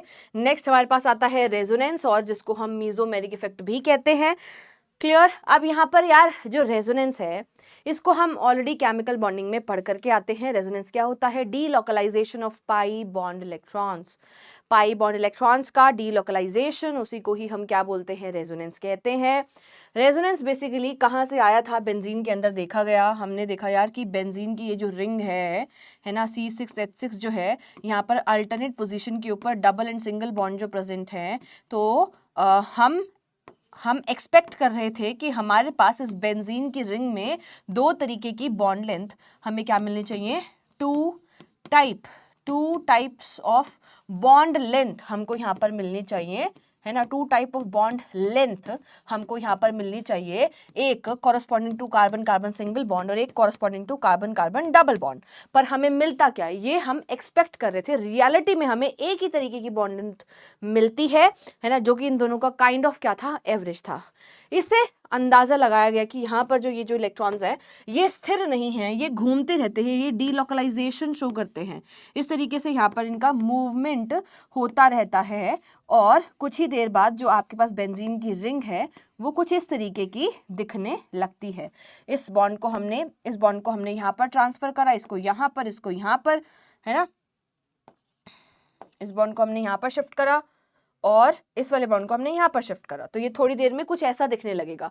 अब इन दोनों से यहाँ पर हमने एक बनाया यार एक रेजोनेंस हाइब्रिड। कहने का मतलब ये है कि यहाँ पर जो ये जो हमारे पास पाई बॉन्ड्स हैं ये घूमते जा रहे हैं, जिसको हम इस तरीके से सर्कल से रिंग से दिखाते हैं, ठीक है। इसलिए हम बेंजीन के अंदर एक रिंग सी बना देते हैं। इसको क्या बोला जाता है, रेजोनेंस हाइब्रिड स्ट्रक्चर बोला जाता है। और इन दोनों को हम क्या बोलेंगे, कैनोनिकल फॉर्म्स कहेंगे। क्या बोलेंगे, रेजोनेटिंग स्ट्रक्चर कहेंगे, या तो क्या कहेंगे, कैनोनिकल फॉर्म या फिर रेजोनेटिंग स्ट्रक्चर। इनको क्या बोला जाएगा, रेजोनेंस हाइब्रिड। इनको क्या कहा जाता है, रेजोनेंस हाइब्रिड कहा जाता है, ठीक है जी। अब थोड़ा सा यार पढ़ लेते हैं, थ्योरी भी लिख कर लाई हूं तो। In which the molecule is represented by the several electronic structures, जहां पर एक स्ट्रक्चर से हम सारी की सारी प्रॉपर्टीज को एक्सप्लेन नहीं कर पा रहे थे, so we need more structures. हमें अलग अलग कैनोनिकल फॉर्म्स की रिक्वायरमेंट पड़ रही थी सारी प्रॉपर्टीज को बताने के लिए, which do not differ much in their energy contents. इतना ज्यादा एनर्जी कंटेंट में फर्क नहीं पड़ रहा था, and are obtained by the oscillation, या फिर जिसको मैं बोल रही हूँ delocalisation of your pi electrons, ठीक है। पाई इलेक्ट्रॉन्स के डीलोकलाइजेशन को ही हम रेजोनेंस कहते हैं। Such structures are called canonical form and the molecule is said to be the resonance hybrid of these canonical forms. जो फाइनल हम ओवरऑल स्ट्रक्चर बनाते हैं, हाइब्रिड स्ट्रक्चर बनाएंगे, उसको रेजोनेंस हाइब्रिड कहा जाता है। अब यार इनऑर्गेनिक मॉलिक्यूल्स के अंदर हम ऑलरेडी रेजोनेंस को देख चुके हैं। इसके बाद जो इंपॉर्टेंट टॉपिक हमारे पास आता है वो है रेजोनेंस एनर्जी, ठीक है जी। आइए समझे रेजोनेंस एनर्जी हमारे पास क्या होती है, इंपॉर्टेंट है, डेफिनेशन आपको इसकी आनी चाहिए। The resonance hybrid possesses maximum stability. Resonance hybrid जो हमारे पास होता है उसकी स्टेबिलिटी मैक्सिमम होती है, ध्यान रखेंगे इस चीज को, ठीक है। And is much more stable then any of the contributing canonical form. Yes, canonical forms को हम कॉन्ट्रीब्यूटिंग स्ट्रक्चर्स भी कहते हैं, कॉन्ट्रीब्यूटिंग रेजोनेटिंग स्ट्रक्चर्स भी कह सकते हैं। दिस इंप्लाइज दैट, ये क्या शो करता है, that the resonance hybrid should have the minimum energy. Stability सबसे ज्यादा है तो एनर्जी क्या हो जाएगी, मिनिमम हो जाएगी, ठीक है। Minimum energy and its energy should be less than the energy of any of the contributing structure. Yes ma'am, बिल्कुल समझ में आ गई ये वाली बात। So during the formation of resonance hybrid certain amount of energy is released. कुछ amount of energy क्या होगी भाई, रिलीज होगी, which is frequently called as resonance energy and may be defined as follow, ठीक है। इस तरीके से इसको डिफाइन कर सकते, डेफिनेशन ये है। सो आई होप आपको कॉन्सेप्ट वाला जो पार्ट था वो समझ में आ गया कि रेजोनेंस एनर्जी किसको हम यहाँ पर बता रहे हैं। देखिए, the difference between the energy content of the resonance hybrid, जो कि सबसे ज्यादा स्टेबल स्ट्रक्चर है, and the energy content of the canonical structure possessing the least energy is termed as resonance energy, ठीक है। अब कैनोनिकल फॉर्म्स में भी कोई ऐसी कैनोनिकल फॉर्म तो होगी जिसके रेजोनेंस एनर्जी सबसे लीस्ट है, उसका डिफरेंस और किस किस के बीच में डिफरेंस देखना है। जो हाइब्रिड स्ट्रक्चर हमारे पास है उस इन दोनों के एनर्जी डिफरेंस को हम रेजोनेंस एनर्जी कहते हैं। तो resonance energy is measure of stabilisation of the molecule by the resonance. Very very important, यहाँ से आपका असर्शन रीजन टाइप क्वेश्चन बन सकता है और we can say MCQ question भी यहाँ से आपका फ्रेम हो सकता है, ध्यान रखेंगे इस चीज को, ठीक है जी। The greater the resonance energy, जितनी ज्यादा रेजोनेंस एनर्जी आपकी होती है, greater is the stabilisation due to resonance. Very very important भाई, बहुत ही तोड़ बात लिखी है यहाँ पर जो आपको बहुत ज्यादा काम आने वाली है। प्लीज इसको सही बच्चे अच्छे से नोट करके रखेंगे, बहुत इंपॉर्टेंट है, ये आपको क्वेश्चन सॉल्व करने में हेल्पफुल रहेगा, ठीक है। ये ऑलरेडी हम कर चुके हैं हमारी केमिकल बॉन्डिंग के अंदर, तो मैं ये आपको नहीं करवाने वाली, ठीक है जी, ये आप खुद से कर सकते हैं। केमिकल बॉन्डिंग में मैंने आपको इनऑर्गेनिक मॉलिक्यूल्स का रेजोनेंस करवाया था। ठीक है, अब हमें करना है यार प्लस एम इफेक्ट, जिसको हम बहुत बार प्लस आर इफेक्ट भी बोल देते हैं। प्लस एम इफेक्ट और plus R effect. Plus M effect कहाँ लगेगा यार? जहां पर प्लस एम इफेक्ट कहाँ पर लगेगा? जहां पर इलेक्ट्रॉन डोनेटिंग ग्रुप होंगे। माइनस एम इफेक्ट वहां पर लगेगा जहां पर जो है आपके पास इलेक्ट्रॉन विड्रॉइंग ग्रुप लगे हुए हैं, इलेक्ट्रॉन्स को खींच रहे होंगे, वो माइनस एम इफेक्ट को शो करता है। क्लियर है? ये एक परमानेंट इफेक्ट है and comes into existence in the following two cases. पहला केस है when an electron withdrawing group और electron pumping group in the conjugated with the pi bond. ठीक है, कॉन्जुगेशन में प्रेजेंट होना चाहिए पाई बॉन्ड के साथ। ठीक है, क्या? इलेक्ट्रॉन विड्रॉइंग ग्रुप और इलेक्ट्रॉन पंपिंग ग्रुप। ठीक है, तब आपके पास यहाँ पर रेजोनेंस देखने को मिलता है। अब यहाँ पर यार सबसे पहले मैं आपको यहाँ पर प्लस एम इफेक्ट लगा करके दिखाती हूँ। ठीक है, प्लस एम इफेक्ट हम यहाँ पर लगा करके देखेंगे जब आपके पास क्या लगा हुआ होगा? इलेक्ट्रॉन डोनेटिंग ग्रुप कोई लगा हुआ होगा, है ना। तो वहां पर अपने पास क्या होता है यार? प्लस एम इफेक्ट लग रहा होता है।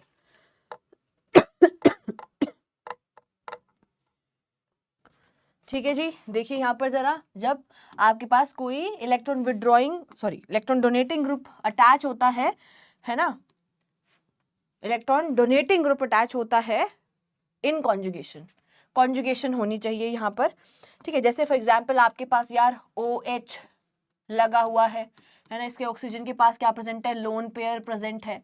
या फिर यार आपके पास जो है क्लोरीन है 1 2 3 4 5 6 है ना, लोन पेयर है। यहाँ पर भी कोई Br अगर लगा हुआ है तो यहाँ पर भी लोन पेयर है, जो कि क्या कर सकते हैं? डोनेट हो सकते हैं, इलेक्ट्रॉन डोनेटिंग ग्रुप की तरह ये काम करेगा। यहाँ पर हम प्लस एम इफेक्ट देखने वाले हैं किसके अंदर? इन फिनोल के अंदर मैं आपको यहाँ पर प्लस एम इफेक्ट लगा करके दिखाने वाली हूँ। ध्यान से समझेंगे इस चीज को।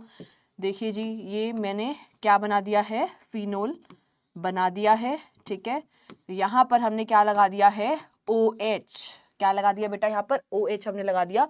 इसके पास क्या प्रेजेंट है? Lone pair. ये इलेक्ट्रॉन्स को यहाँ पर डोनेट करेगा, यहाँ पर डोनेट करेगा, तो यहाँ पर डबल बॉन्ड आ जाएगा। दो डबल बॉन्ड साथ में नहीं आ सकते हैं, तो इस वाले पाई बॉन्ड को हमने इस वाले कार्बन के ऊपर शिफ्ट करा। इस पाई बॉन्ड के अंदर दो इलेक्ट्रॉन्स थे, इन दोनों इलेक्ट्रॉन्स को मैंने यहाँ पर शिफ्ट कर दिया है। देखिए, अब अगला स्ट्रक्चर जो मेरे पास यहाँ पर बनेगा वो कैसा बनने वाला है, उसको हम समझते हैं। ध्यान देंगे सही बच्चे। सेकेंड वाले स्ट्रक्चर के ऊपर देखिए यहाँ पर क्या होने वाला है। फिर से हम यहाँ पर एक बेंजीन की रिंग बनाएंगे। जो बॉन्ड्स को हमने छेड़ा ही नहीं यार, उसको एज इट इज लगा दो।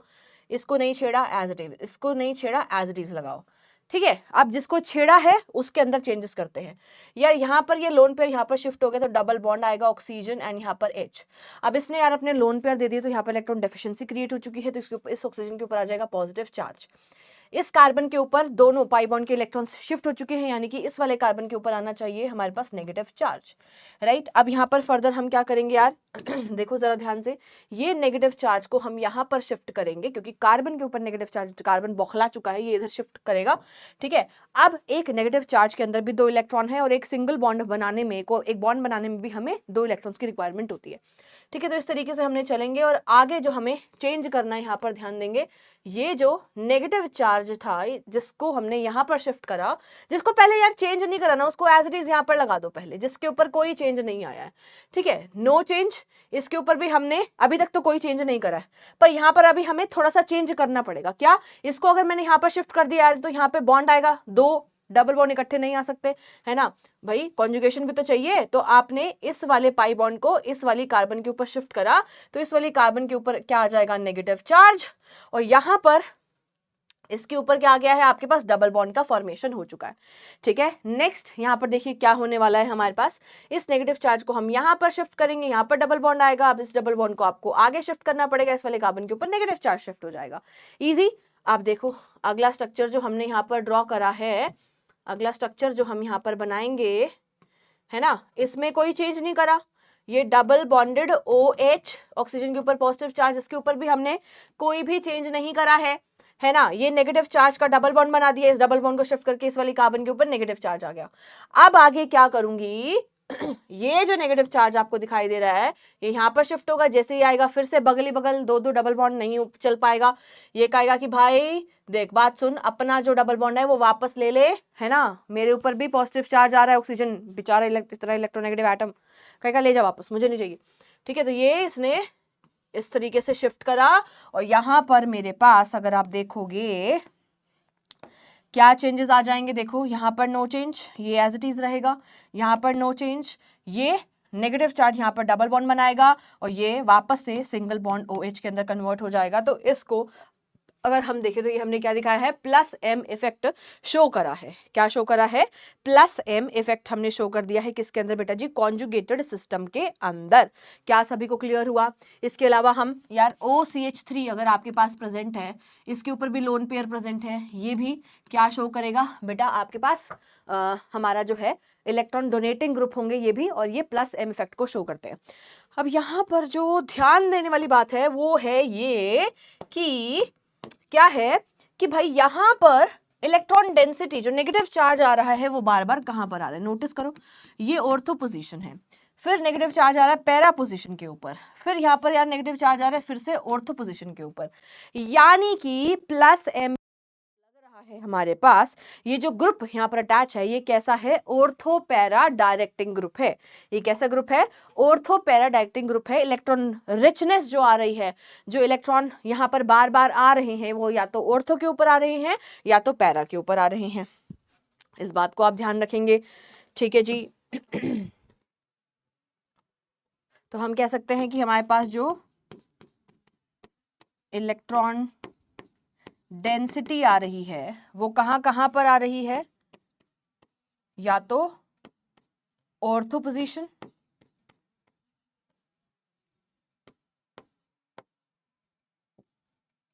एंड पैरा, इस चीज को ध्यान रखेंगे।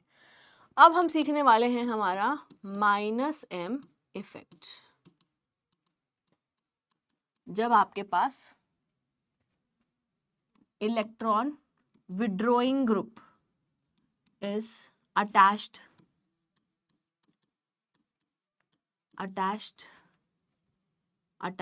कहां पर, हमारे कॉन्जुगेटेड सिस्टम के ऊपर, ओवर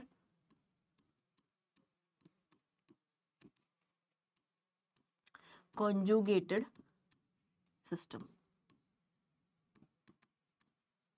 ठीक है जी। अब यहां पर इलेक्ट्रॉन विड्रॉइंग ग्रुप होंगे, कौन कौन से इलेक्ट्रॉन विड्रॉइंग ग्रुप हो सकते हैं, देखो CHO, COOH या NO2, ये एग्जाम्पल ध्यान रखेंगे। ठीक है, ये सारे सारे क्या है हमारे पास, इलेक्ट्रॉन विड्रॉइंग ग्रुप्स है। क्लियर है?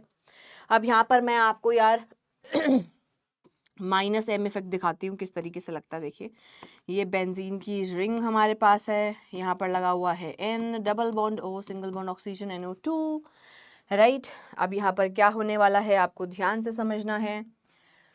होगा क्या यहाँ पर, देखिए ये जो इलेक्ट्रॉन आपको यहाँ पर दिखाई दे रहा है, ऑक्सीजन ज्यादा इलेक्ट्रोनेगेटिव है, यहाँ पर शिफ्ट करा हमने, इसके ऊपर नेगेटिव चार्ज आया, इसके ऊपर पॉजिटिव चार्ज आया, इस पॉजिटिव चार्ज को है ना शांत करने के लिए ये वाला जो सिग्मा, ये वाला जो पाई बॉन्ड था ये यहाँ पर शिफ्ट हुआ, ये वाला पाई बॉन्ड यहाँ पर शिफ्ट हुआ, तो मेरे पास अगला जो स्ट्रक्चर यहाँ पर बनेगा वो कुछ इस तरीके से बनेगा। जहाँ पर यार कोई चेंज नहीं हो रहा उसको एज इट इज बना देंगे, उसमें कोई भी चेंज हम नहीं दिखाएंगे। ये बॉन्ड एज इट इज है, तो इसको यहाँ पर लगाओ, इसको यहाँ पर लगाओ। ठीक है जी। यहाँ पर हमारे पास डबल बॉन्ड आ जाएगा, नाइट्रोजन आ चुका है, यहाँ से ये उठ करके गया है ना, ये वाला बॉन्ड उठ करके गया है, तो यहाँ पे इलेक्ट्रॉन की डेफिशिएंसी आ गई, तो इसके ऊपर क्या आ जाएगा, पॉजिटिव चार्ज आ गया। इसके ऊपर भैया पॉजिटिव चार्ज आया है ना, और यहाँ पर नेगेटिव चार्ज आ चुका है इस तरीके से, और यहाँ पर हमने क्या लगा दिया है, ऑक्सीजन अटैच कर दिया है। आई होप आपको ये वाली बात क्लियर हो गई है। ठीक है जी। अब यहाँ पर क्या आ चुका है, हमारे पास पॉजिटिव चार्ज बन चुका है। क्लियर हो रही है बात कि नहीं क्लियर हो रही? देखो अब यार यहाँ पर क्या होने वाला है, देखिए अगला स्ट्रक्चर जो मेरे पास यहाँ पर बनेगा, फिर से इस कार्बन के ऊपर पॉजिटिव चार्ज, कार्बन बौखलाया हुआ है, तो हमने यार इस वाले बॉन्ड को यहाँ पर शिफ्ट करा।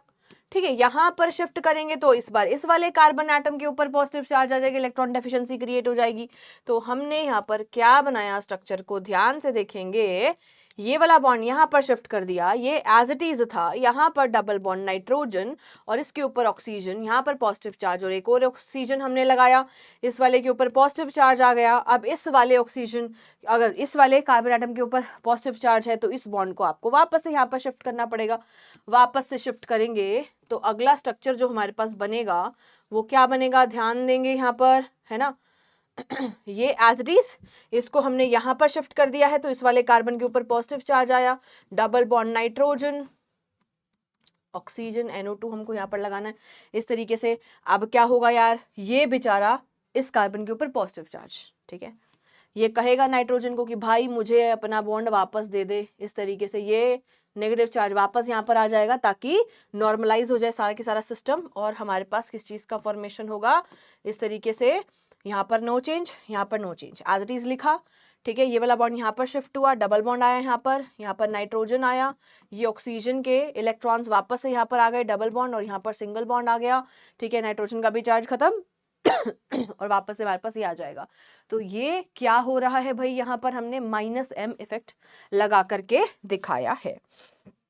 आई होप आपको क्लियर हो गया है, ठीक है जी। अब यहाँ पर देखो +m इफेक्ट के लिए आपको ये चीज ध्यान रखनी है, इंपॉर्टेंट है ना। यहाँ पर क्या प्रेजेंट है, लोन पेयर, यहाँ पर क्या प्रेजेंट है, लोन पेयर। अगर NH2 होगा तो ये भी आपके पास क्या है, इलेक्ट्रॉन डोनेटिंग ग्रुप है, और ये इलेक्ट्रॉन डोनेटिंग ग्रुप जो होते हैं ये क्या करेगा भाई, ये +m और we can say +r effect show करता है, यानी कि बेंजीन की रिंग में क्या डालेगा, इलेक्ट्रॉन्स को पुश करता है। क्लियर है।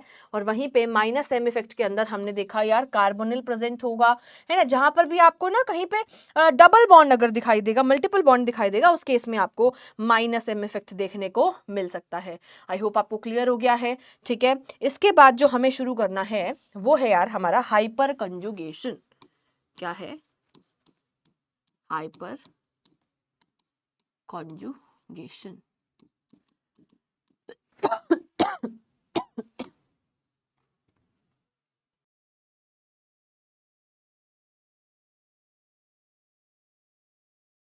रेजोनेंस आगे देखते हैं हमारे, सॉरी रेजोनेंस नहीं, हाइपर कॉन्जुगेशन हमें शुरू करना है। सो हाइपर कॉन्जुगेशन को बेटा जी हम नो बॉन्ड रेजोनेंस भी कहते हैं। क्या बोलते हैं भाई, नो बॉन्ड रेजोनेंस। क्यों बोला इसको नो बॉन्ड रेजोनेंस, अभी बताऊंगी।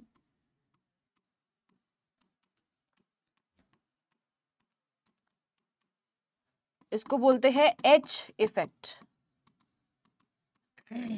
इसको, इसका एक और नाम होता है, इसको बोला जाता है एनकीमेरिक इफेक्ट। एक और नाम भी होता है, क्या बोलते हैं, baker Nathan effect. Baker Nathan effect, ठीक है। तो ये इसके कुछ और नाम है हाइपर कंजुगेशन के। कॉमनली इसको H इफेक्ट बोला जाता है, और ये H इफेक्ट देखा जाता है 3 चीजों में। मतलब कहाँ कहाँ पर इसको अप्लाई हम कर सकते हैं। इसको हम, इसका एप्लीकेशन हम एल्कीन के केस में देखेंगे, है ना। दूसरा हम यहाँ पर H इफेक्ट को देखेंगे कहाँ पर, फ्री रेडिकल में। और तीसरा कार्बोकेटायन। हाइपर कंजुगेशन इफेक्ट के हेल्प से हम इन तीनों की स्टेबिलिटी भी देख सकते हैं, ठीक है। नो बॉन्ड रेजोनेंस क्यों कहते हैं, अब इसको हम समझेंगे। यहाँ पर एक्चुअली होता क्या है, जिस तरीके से रेजोनेंस में डीलोकलाइजेशन ऑफ पाई बॉन्ड होता था, यहाँ पर in hyper conjugation, in hyper conjugation यहाँ पर हमको क्या देखने को मिलता है बच्चा, यहाँ पर हमको देखने को मिलता है delocalisation of sigma bond.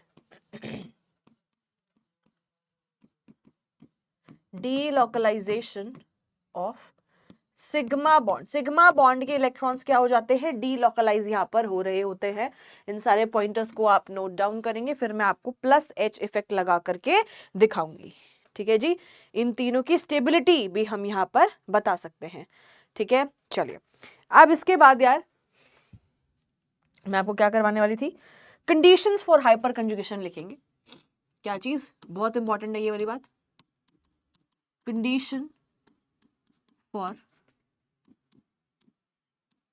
Hyper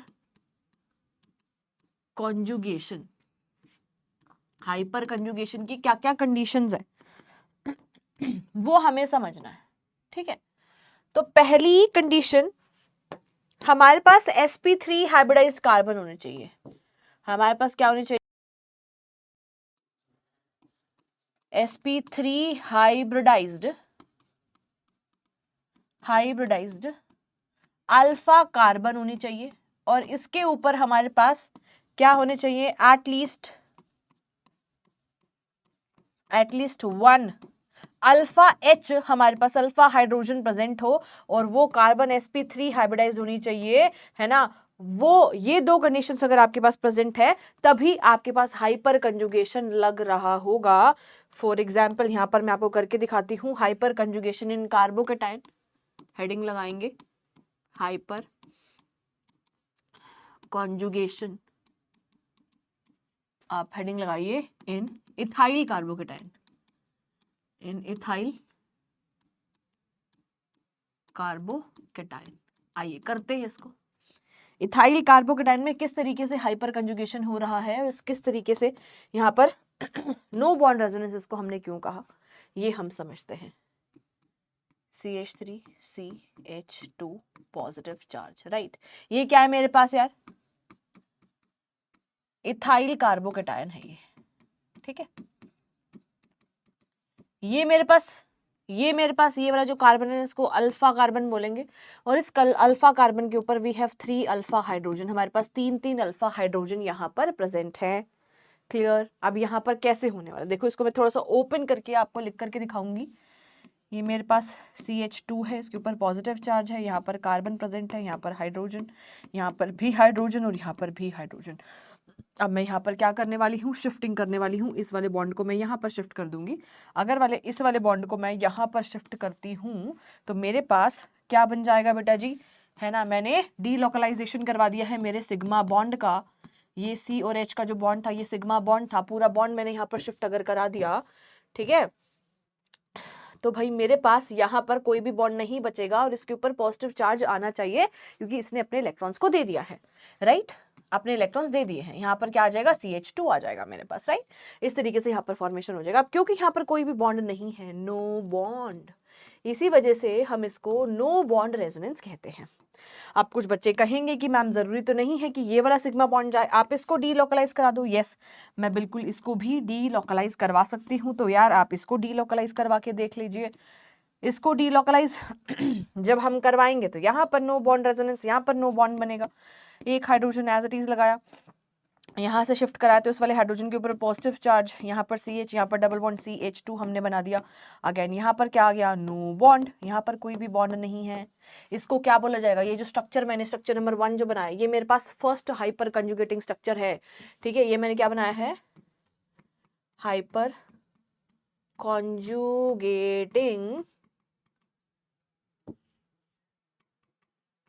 structure,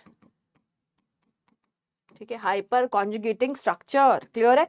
अब ये यहाँ पर थर्ड वन, इसके लिए भी मैं कलर चेंज यहाँ पर कर देती हूँ, ठीक है। अब कोई बच्चा कहेगा नहीं मैम इस वाले बॉन्ड को शिफ्ट कर दो, अरे भाई इसको कर ले, तेरी मर्जी, है ना, तेरी मर्जी। इस वाले को शिफ्ट कर ले, इस वाले को शिफ्ट करा जब, तो यहाँ पर कोई बॉन्ड नहीं आएगा। Carbon CH double bond CH2, है ना, यहाँ पर कोई बॉन्ड नहीं है। ये जो तीनों यहाँ पर आपको स्ट्रक्चर्स दिखाई दे रहे हैं, है ना, ये मेरे पास क्या है यार? हाइपर कॉन्जुगेटिंग स्ट्रक्चर्स हैं।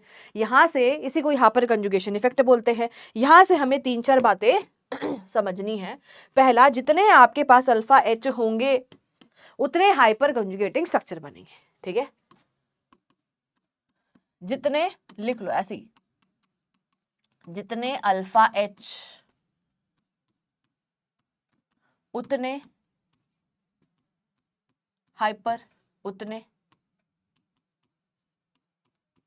Hyper conjugating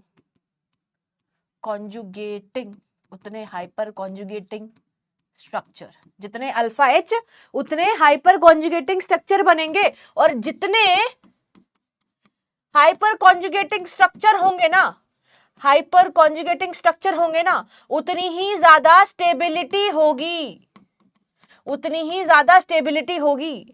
hyper conjugation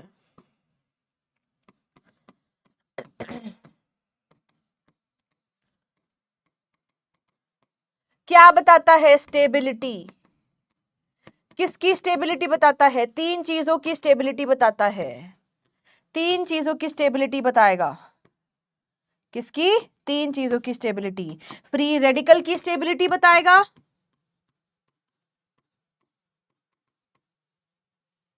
carbocation की स्टेबिलिटी बताएगा, और कार्ब एनायन की, सॉरी कार्ब एनायन की नहीं, हमारे एल्कीन की, एल्कीन की स्टेबिलिटी हमको बता रहा होता है। क्या सभी को ये वाली बात क्लियर हो गई, बताइए फटाफट से। अगर क्लियर हो गई है तो एक क्वेश्चन करेंगे इसके बाद जिसमें आपको स्टेबिलिटी ऑफ एल्कीन मुझे बताना होगा। ठीक है, क्या बताना होगा, स्टेबिलिटी ऑफ एल्कीन की स्टेबिलिटी आपको मुझे बतानी होगी। देखिए यहाँ पर ये मेरे पास है भाई, ये CH3 लगा है, यहाँ पर CH3 लगा हुआ है, यहाँ पर हाइड्रोजन है, यहाँ पर हाइड्रोजन है, ये ऑप्शन नंबर बी है। ठीक है, ये हाइड्रोजन है, ये हाइड्रोजन है, ये CH3 लगा है, और ये क्या है, हाइड्रोजन लगा हुआ है। इन दोनों में से कौन सा ज्यादा स्टेबल, ए या बी में से।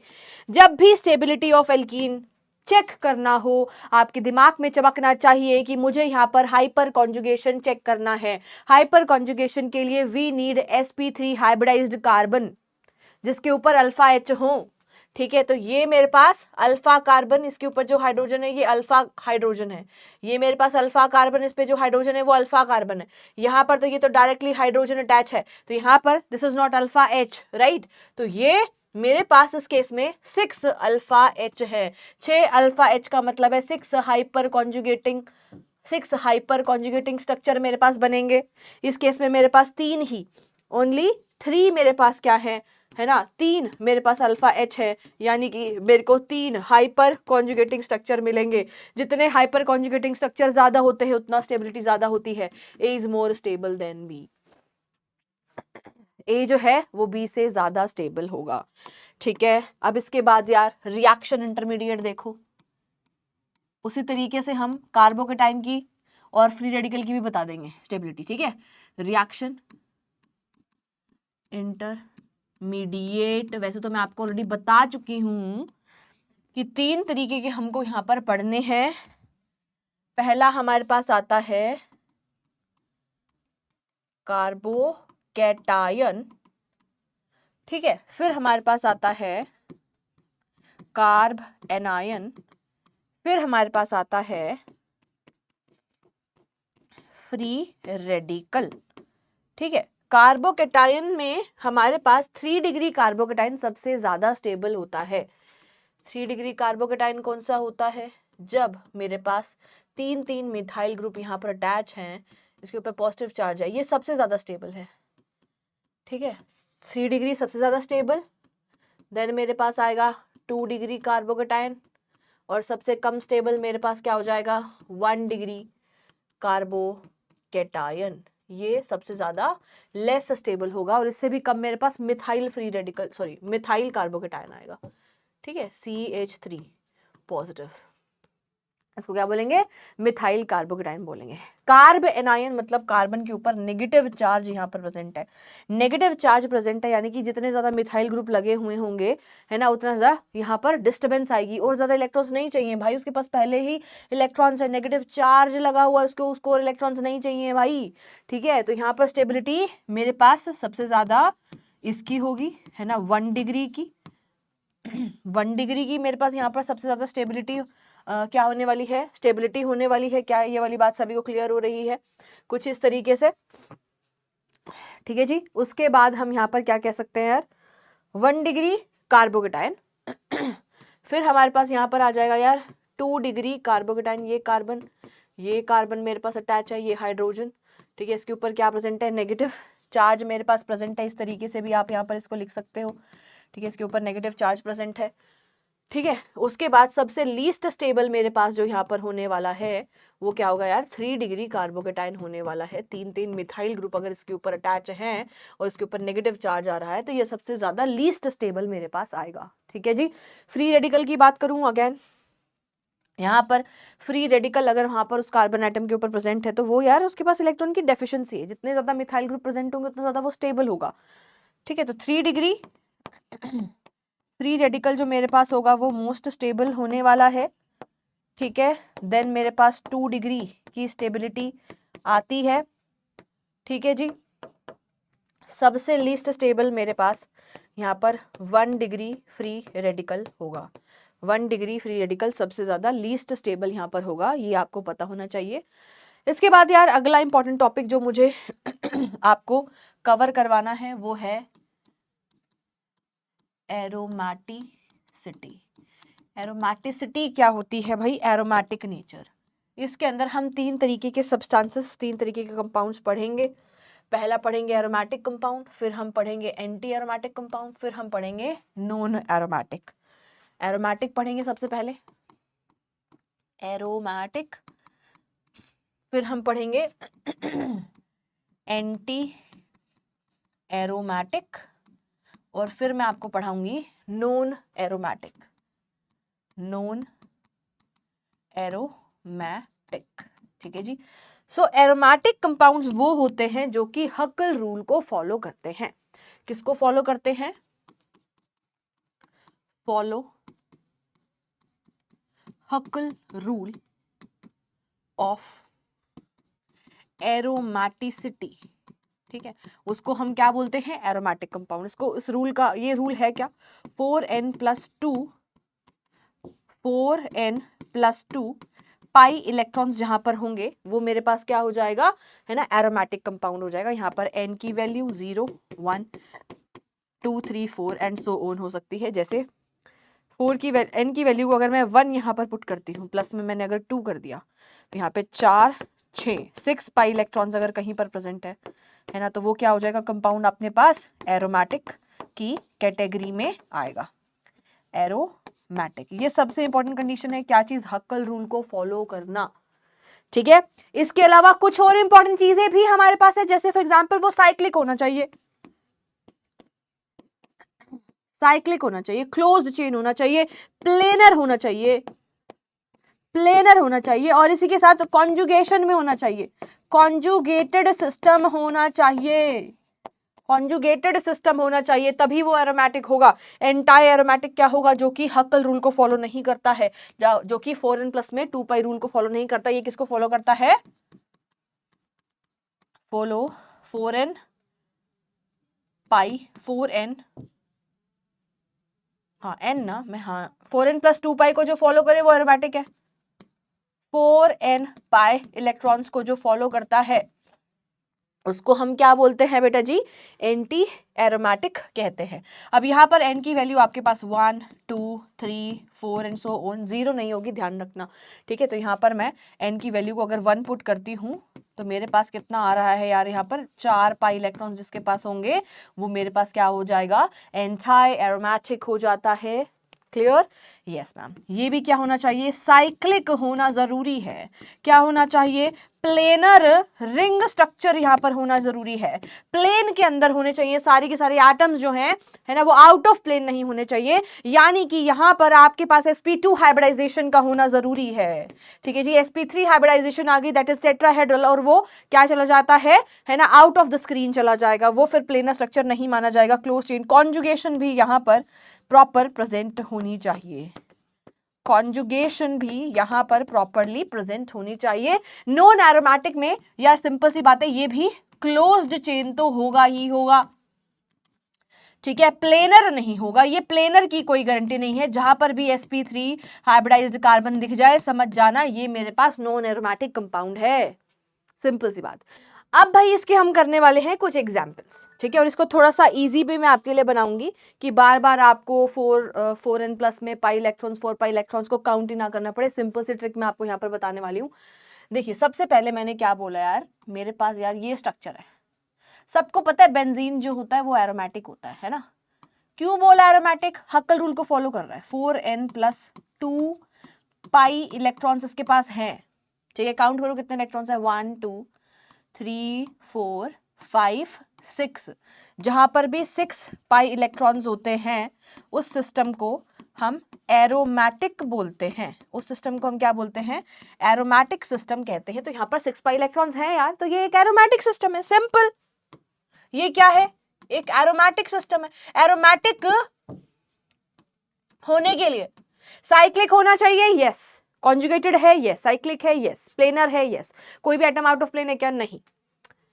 अच्छा, अब हम एंटी एरोमेटिक की बात करते हैं।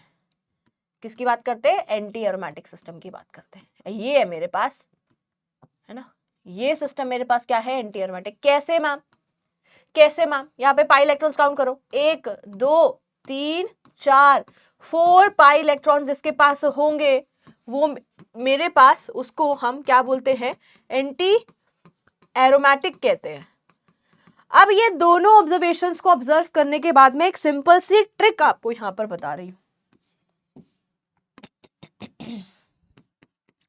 एक सिंपल ट्रिक बता रही हूं, जहां पर भी आपके पास odd number of pi bonds आएंगे, क्या आएंगे, odd number of pi bond, वो सिस्टम आपके पास एरोमेटिक होगा, है ना। भाई कहीं पे 2 आपको पाई बॉन्ड दिख रहे हैं और एक नेगेटिव चार्ज दिख रहा है, तो नेगेटिव चार्ज के अंदर भी 2 इलेक्ट्रॉन होते हैं और पाई बॉन्ड के अंदर भी 2 इलेक्ट्रॉन होंगे, तो उसको भी आप पाई बॉन्ड के अंदर इंक्लूड करोगे। नेगेटिव चार्ज को इंक्लूड करना है, कैसे, मैं अभी सिखाऊंगी आपको, सिखाऊंगी। ये पहली ट्रिक का पहला पार्ट। दूसरा, जहां पर भी even number of pi bond मिल जाएं, उसको क्या बोलोगे, उसको एंटी एरोमेटिक कहोगे, एंटी एरोमेटिक। और कहीं पर भी sp3 हाइब्रिडाइज्ड कार्बन दिख जाए तुमको, वो तो अपने आप ही क्या हो जाएगा, नॉन एरोमेटिक, राइट। यहां पर आपको क्या दिखाई दे रहे हैं, 2 पाई बॉन्ड, जो कि क्या है, इवन है, इवन नंबर है, even number of pi bond है, तो ये एंटी एरोमेटिक हो गया। यहां पर आपको 3 पाई बॉन्ड दिखाई दे रहे हैं, 3 pi bond odd number of pi bond है, यानी कि ये एरोमेटिक सिस्टम हो गया। इजी। अब आई, इसको देखो यार, ये क्या यार, साइक्लिक है, क्लोज्ड है, क्लोज्ड है, साइक्लिक है ना, प्लेनर है, क्लियर, और यहां पर कॉन्जुगेटेड सिस्टम भी है ये, ठीक है। एक पाई बॉन्ड यहां पर आपको दिखाई दे रहा है, पॉजिटिव चार्ज का कोई लेना देना नहीं, जहां पर नेगेटिव चार्ज आ जाएगा वहां पर थोड़ा सा सोचना पड़ेगा। एक पाई बॉन्ड, 1 पाई बॉन्ड, क्या है, एक पाई बॉन्ड है, यानी कि ऑड है। अरे भाई क्या है, ऑड नंबर, ऑड नंबर होता है तो क्या बोलते हैं उसको, एरोमेटिक ही तो कहेंगे। यहां पर देखो, ये sp3 हाइब्रिडाइज्ड कार्बन दिख गया, जहां पर sp3 हाइब्रिडाइज्ड कार्बन दिख जाए वो क्या है, नॉन एरोमेटिक। जहां पर sp3 हाइब्रिडाइज्ड कार्बन दिख जाए वो क्या है आपके पास, नॉन एरोमेटिक। क्लियर है। यहां पर 2 पाई बॉन्ड, यानी कि ये क्या है, इवन, इवन नंबर अगर ये है तो ये क्या हो जाएगा, क्या बोलेंगे इसको, एंटी एरोमेटिक बोलेंगे। क्या बोलेंगे, एंटी एरोमेटिक सिस्टम बोलेंगे। आगे चलिए, इसको बताइए यार, यहां पर इस नेगेटिव चार्ज को आपको पाई बॉन्ड की काउंटिंग में काउंट करना है, यानी कि 2 पाई बॉन्ड और एक नेगेटिव चार्ज है, टोटल हम कह सकते हैं यार काइंड ऑफ 3 पाई बॉन्ड अपने पास हो गए हैं। 3 पाई बॉन्ड हमारे पास ऑड नंबर होता है, अगर कोई भी सब्सटेंस ऑड पाई बॉन्ड वहां पर है तो उसको हम क्या बोलते हैं, एरोमेटिक। ये क्या हो गया मेरे पास, सिस्टम एरोमेटिक हो गया है, ठीक है। यहाँ पर एक पाई बॉन्ड, इसको भी पाई बॉन्ड की तरह काउंट करोगे, है ना, तो भाई इवन नंबर हो गया, इवन नंबर हो गया, तो ये क्या हो गया हमारे पास, एंटी एरोमेटिक सिस्टम। ठीक है जी, आई होप आपको क्लियर हो गया है। इसके बाद हम चलेंगे हमारी टाइप ऑफ रिएक्शंस के ऊपर। वैसे टाइप ऑफ रिएक्शंस को हम डिटेल में हमको समझना ही है ना, कहाँ पर समझना है, आगे के पार्ट में हम इसको कवर करने वाले हैं, समझने वाले हैं, जब हम हाइड्रोकार्बन चैप्टर को कवर करेंगे तब। तो सबसे पहले हम यहाँ पर देखते हैं सब्स्टिट्यूशन रिएक्शन। सब्स्टिट्यूशन रिएक्शन में क्या होता है, the type of organic reaction in which one group और atom displaces by the other atom, these reactions are called substitution. ये 2-3 तरीके की होती है। सबसे पहले हम कवर करेंगे यहाँ पर न्यूक्लियोफिलिक सब्स्टिट्यूशन रिएक्शन। जब सब्स्टिट्यूशन एक न्यूक्लियोफाइल द्वारा किया जाता है सब्स्टिट्यूशन, तो उसको हम न्यूक्लियोफिलिक सब्स्टिट्यूशन कहते हैं। जैसे ये न्यूक्लियोफाइल है, ये क्या कर रहा है, सब्स्टिट्यूट कर रहा है Cl को, खुद आकर के जुड़ रहा है, तो ये सब्स्टिट्यूशन न्यूक्लियोफिलिक सब्स्टिट्यूशन रिएक्शन हो गई। नेक्स्ट हमारे पास है इलेक्ट्रोफिलिक सब्स्टिट्यूशन रिएक्शन। जब सब्स्टिट्यूशन होता है वाया अ इलेक्ट्रोफाइल, है ना, तो उसको हम क्या बोलते हैं, इलेक्ट्रोफिलिक सब्स्टिट्यूशन रिएक्शन कहते हैं। नेक्स्ट हमारे पास है फ्री रेडिकल सब्स्टिट्यूशन रिएक्शन। यहाँ पर फ्री रेडिकल का फॉर्मेशन होता है Br एंड Br, ये जो बन रहा है फ्री रेडिकल मैकेनिज्म यहाँ पर फॉलो होता है। इसको डिटेल में हम हाइड्रोकार्बन चैप्टर के अंदर डिटेल में आपको पढ़ाऊंगी, मैकेनिज्म भी बताऊंगी, ठीक है। तो यहाँ पर सब्स्टिट्यूशन रिएक्शन हो रही है, फ्री रेडिकल सब्स्टिट्यूशन रिएक्शन आपको देखने को मिलेगी, जिसमें आपने, है ना, क्या ऐड कर दिया यार, Br को ऐड कर दिया, एक हाइड्रोजन यहाँ पर डिस्प्ले हटाया हमने CH3 में से, यहाँ पर हमने Br जोड़ा और एक जो हाइड्रोजन हटा उसने HBr का फॉर्मेशन यहाँ पर इस तरीके से कर लिया है। तो ये हमारे पास एक और सब्स्टिट्यूशन रिएक्शन का एग्जाम्पल हो गया है, ठीक है। इसके बाद हम पढ़ने वाले हैं हमारे पास एडिशन रिएक्शन। तो देखिए अब यहाँ पर इसके बाद हमको जो कवर करना है, सब्स्टिट्यूशन रिएक्शन हमने पढ़ ली, अगली हमारे पास आती है एडिशन रिएक्शन। ये तुमने बचपन में भी पढ़ रखी है। एडिशन रिएक्शन वहां पर होगी जहां पर मल्टीपल बॉन्ड प्रेजेंट होते हैं, डबल बॉन्ड प्रेजेंट होते हैं, ठीक है। The type of reaction in which 2 atoms और group of atom react with each other to form the single molecule of the product. मतलब एडिशन यहाँ पर हम करवा रहे होते हैं बेसिकली। यहाँ पर देखिए कार्बोनिल ग्रुप प्रेजेंट है, Cn नेगेटिव का यहाँ पर जो है हमने अटैक करवा दिया है। न्यूक्लियोफिलिक एडिशन रिएक्शन का एग्जांपल है, क्योंकि ये जो Cn नेगेटिव है ये क्या है, इलेक्ट्रॉन रिच है, न्यूक्लियोफाइल है, ठीक है। और ये हमारे पास एक इलेक्ट्रॉन डेफिशिएंट सेंटर है। क्यों भाई, क्योंकि ऑक्सीजन ज्यादा इलेक्ट्रोनेगेटिव है, इस तरीके से इलेक्ट्रॉन को अपने पास खींचेगा, इस वाले कार्बन के ऊपर पॉजिटिव सेंटर डेवलप होगा। उसके बाद ये न्यूक्लियोफाइल यहाँ पर अटैक करेगा और इसको हम क्या बोलेंगे, एडिशन तो हुआ है पर वाया न्यूक्लियोफाइल हुआ, तो इसको क्या बोलेंगे, न्यूक्लियोफिलिक एडिशन रिएक्शन बोलेंगे, ठीक है जी। अब एडिशन रिएक्शन यहाँ पर हम करने वाले हैं, ठीक है। ये हमारे पास क्या है भाई, इलेक्ट्रोफाइल है, ये addition of electrophile to the alkene.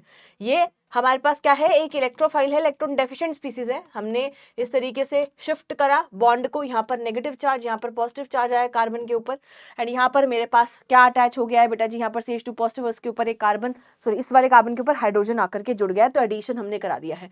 This is your free radical addition. यहाँ पर हम एडिशन ऑफ HBr कर रहे हैं हमारी एल्कीन के ऊपर। मैं फिर से बता रही हूँ, इसको हम डिटेल में पढ़ेंगे हमारे हाइड्रोकार्बन चैप्टर के अंदर। अभी के लिए बस हम बेसिक आइडिया ले रहे हैं, एक ओवरव्यू ले रहे हैं इस वाले पार्ट में कि कौन कौन से टाइप की रिएक्शन हमारे पास होती है। पहली रिएक्शन मैंने आपको बताई सब्स्टिट्यूशन, अब हम पढ़ रहे हैं एडिशन, और एडिशन के बाद हम यहाँ पर देखने वाले हैं तीसरे तरीके की रिएक्शन जिसको हम कहते हैं एलिमिनेशन रिएक्शन। एलिमिनेशन के बाद हम रीअरेंजमेंट रिएक्शन देखेंगे। ये सारे के सारे टाइप ऑफ रिएक्शंस हम देखते हैं ऑर्गेनिक के अंदर। यहाँ पर HBr का एडिशन हम करवा रहे हैं, एक कार्बन के ऊपर हमने हाइड्रोजन को जोड़ा, दूसरे के ऊपर हमने Br को अटैच कर दिया, ठीक है। तो यहाँ पर सिंपली जहाँ पर डबल बॉन्ड प्रेजेंट था वहाँ पर हमने H और Br को अटैच करा है। किस बेसिस पर अटैच कर रहे हैं उसके लिए कुछ रूल्स है जो कि हम हाइड्रोकार्बन चैप्टर के अंदर सीखेंगे। नेक्स्ट हमारे पास आता है एलिमिनेशन। नाम से समझ में आ रहा है कुछ तो एलिमिनेशन यहाँ पर हो रहा होगा, है ना। एलिमिनेशन में भी हमारे पास अलग अलग तरीके की एलिमिनेशन है। सबसे पहली हम यहाँ पर देख रहे हैं अल्फा अल्फा एलिमिनेशन, फिर हमारे पास अल्फा बीटा एलिमिनेशन होती है। अल्फा अल्फा एलिमिनेशन क्या होती है, elimination of 2 atoms from the same carbon atom. अगर एलिमिनेशन सेम कार्बन एटम से होता है तो उसको हम क्या बोलते हैं, अल्फा अल्फा एलिमिनेशन रिएक्शन कहते हैं। जबकि अगर आपके पास एलिमिनेशन अगली बगल से हो, ठीक है, एलिमिनेशन ऑफ 2 एटम्स और group from the adjacent atom. Adjacent atom से जब क्या होता है, यहाँ से H निकल रहा है, यहाँ से Cl निकल रहा है, अल्कोहलिक KOH हमने ले रखा है। ये रिएक्शंस आपने 10th में भी थोड़ा बहुत इसका आइडिया ले रखा है, पढ़ रखी हैं। तो डिहाइड्रोहेलोजनेशन यहाँ पर हो रही है, तो ये हमारे पास क्या हो गई, अल्फा बीटा एलिमिनेशन रिएक्शन हो गई है। फिर हमारे पास एक अल्फा गामा एलिमिनेशन रिएक्शन होती है, ठीक है। सो एलिमिनेशन ऑफ 2 एटम और groups from one position to the another position within the same molecule, उसको हम क्या बोलते हैं, अल्फा गामा एलिमिनेशन रिएक्शन कहते हैं, ठीक है जी। इसके बाद रीअरेंजमेंट रिएक्शन हम यहाँ पर देखेंगे, ठीक है। तो यहाँ पर the type of organic reactions in which one group migrate from one position to the another position within the same molecule के अंदर, है ना, जब एक ग्रुप दूसरी पोजीशन के ऊपर मूव कर जाता है, क्यों मूव कर रहा है ना, क्यों मूव कर रहा है, स्टेबिलिटी की वजह से मूव कर रहा है। इसको हम आइसोमराइजेशन भी बोल देते हैं, क्योंकि यहाँ पर एक दूसरा आइसोमर का फॉर्मेशन हो रहा है, पोजीशन आइसोमर हमारे पास यहाँ पर बन जा रहा है। यहाँ पर रिएक्टेंट पर देखें तो Br हमारे पास यहाँ पर अटैच है ना, और प्रोडक्ट में जब हम जाएंगे, है ना, तो यहाँ पर AlCl एनहाइड्रस AlCl3 की प्रेजेंस और हीट की प्रेजेंस में यहाँ पर हमने 2 ब्रोमोब्यूटेन बन चुका है। तो यहाँ पर फर्स्ट कार्बन पे प्रेजेंट था और यहाँ पर जो है पोजीशन ऑफ Br जो है चेंज हो चुकी है, हमारे पास 2 ब्रोमोब्यूटेन का फॉर्मेशन हो चुका है।